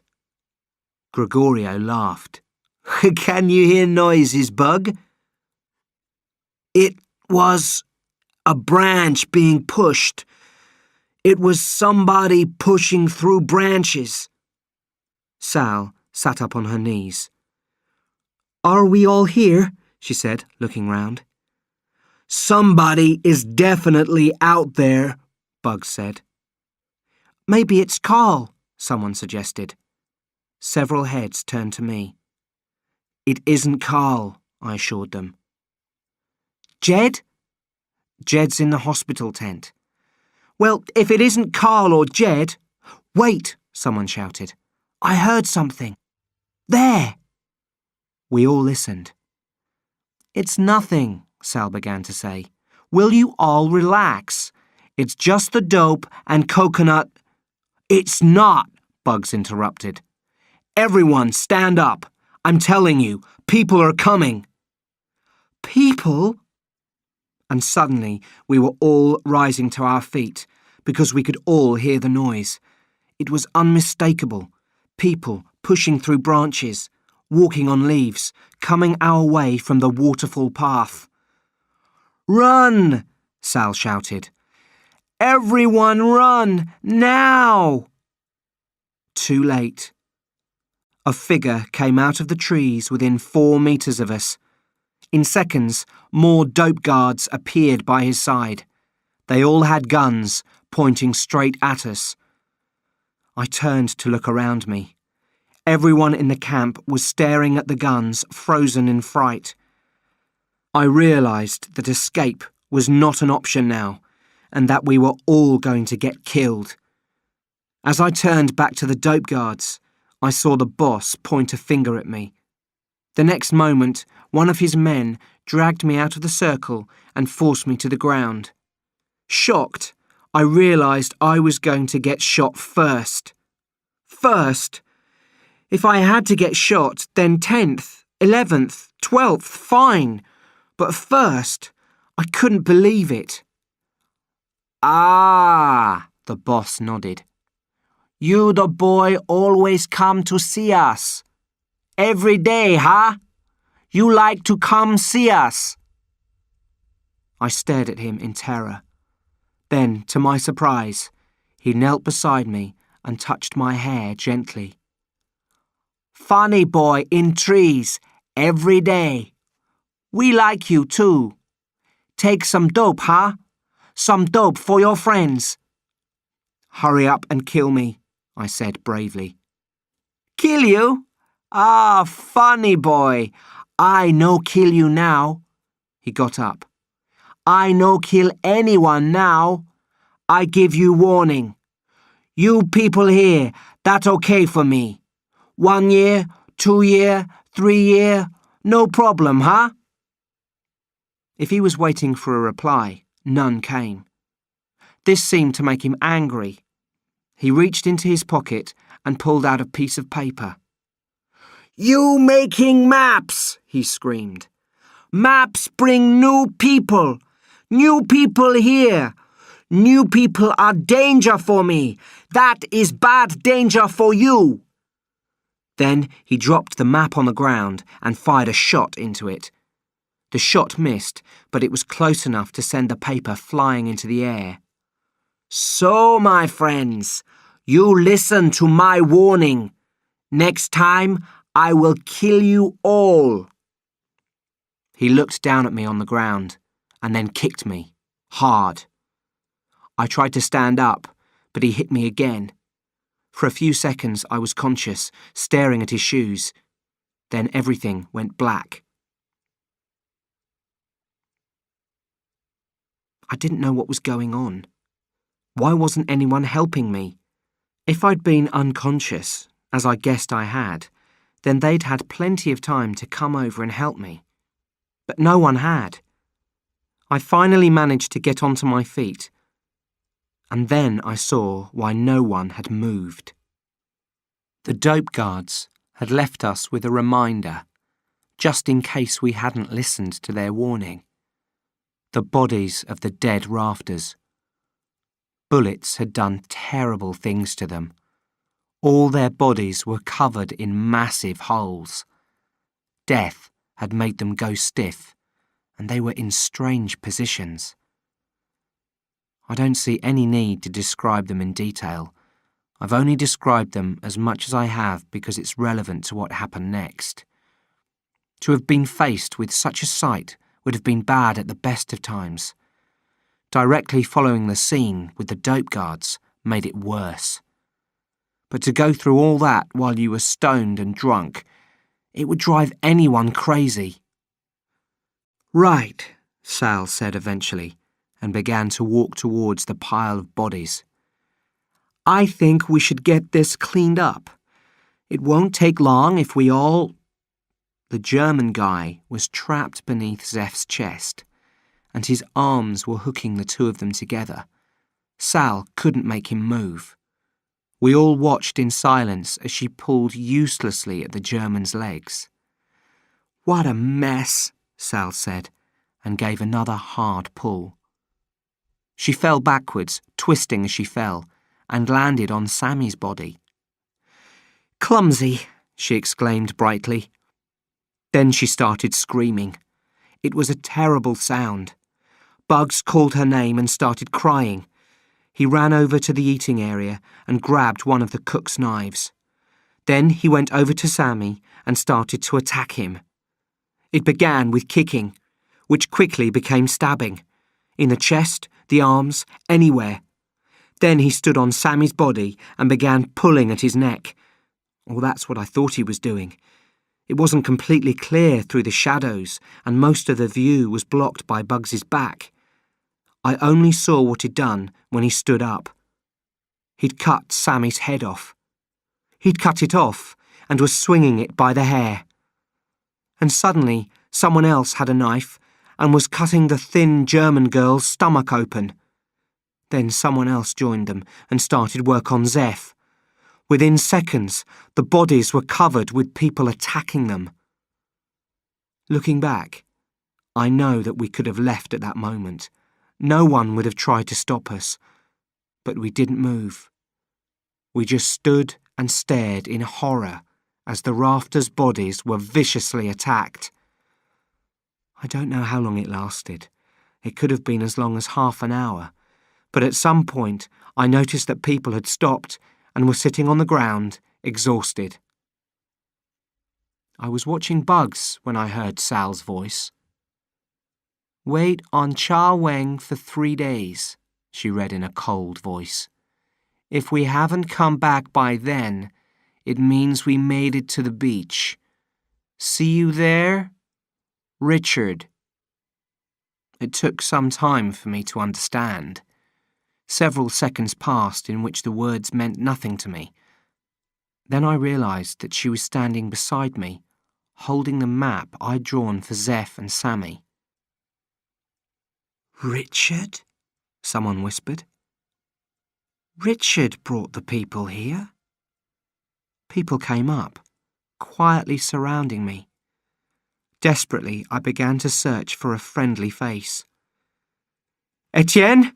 Françoise?" I shouted. The others laughed. "Sal, please," I said, as I felt the first knife go into my leg. I'd been stabbed. I cried out and was stabbed again. A centimetre into the skin, this time my arm. I screamed and cried out, and then lost consciousness again. I looked around and saw Jed standing beside me, and beside him, Kitty, Etienne and Françoise.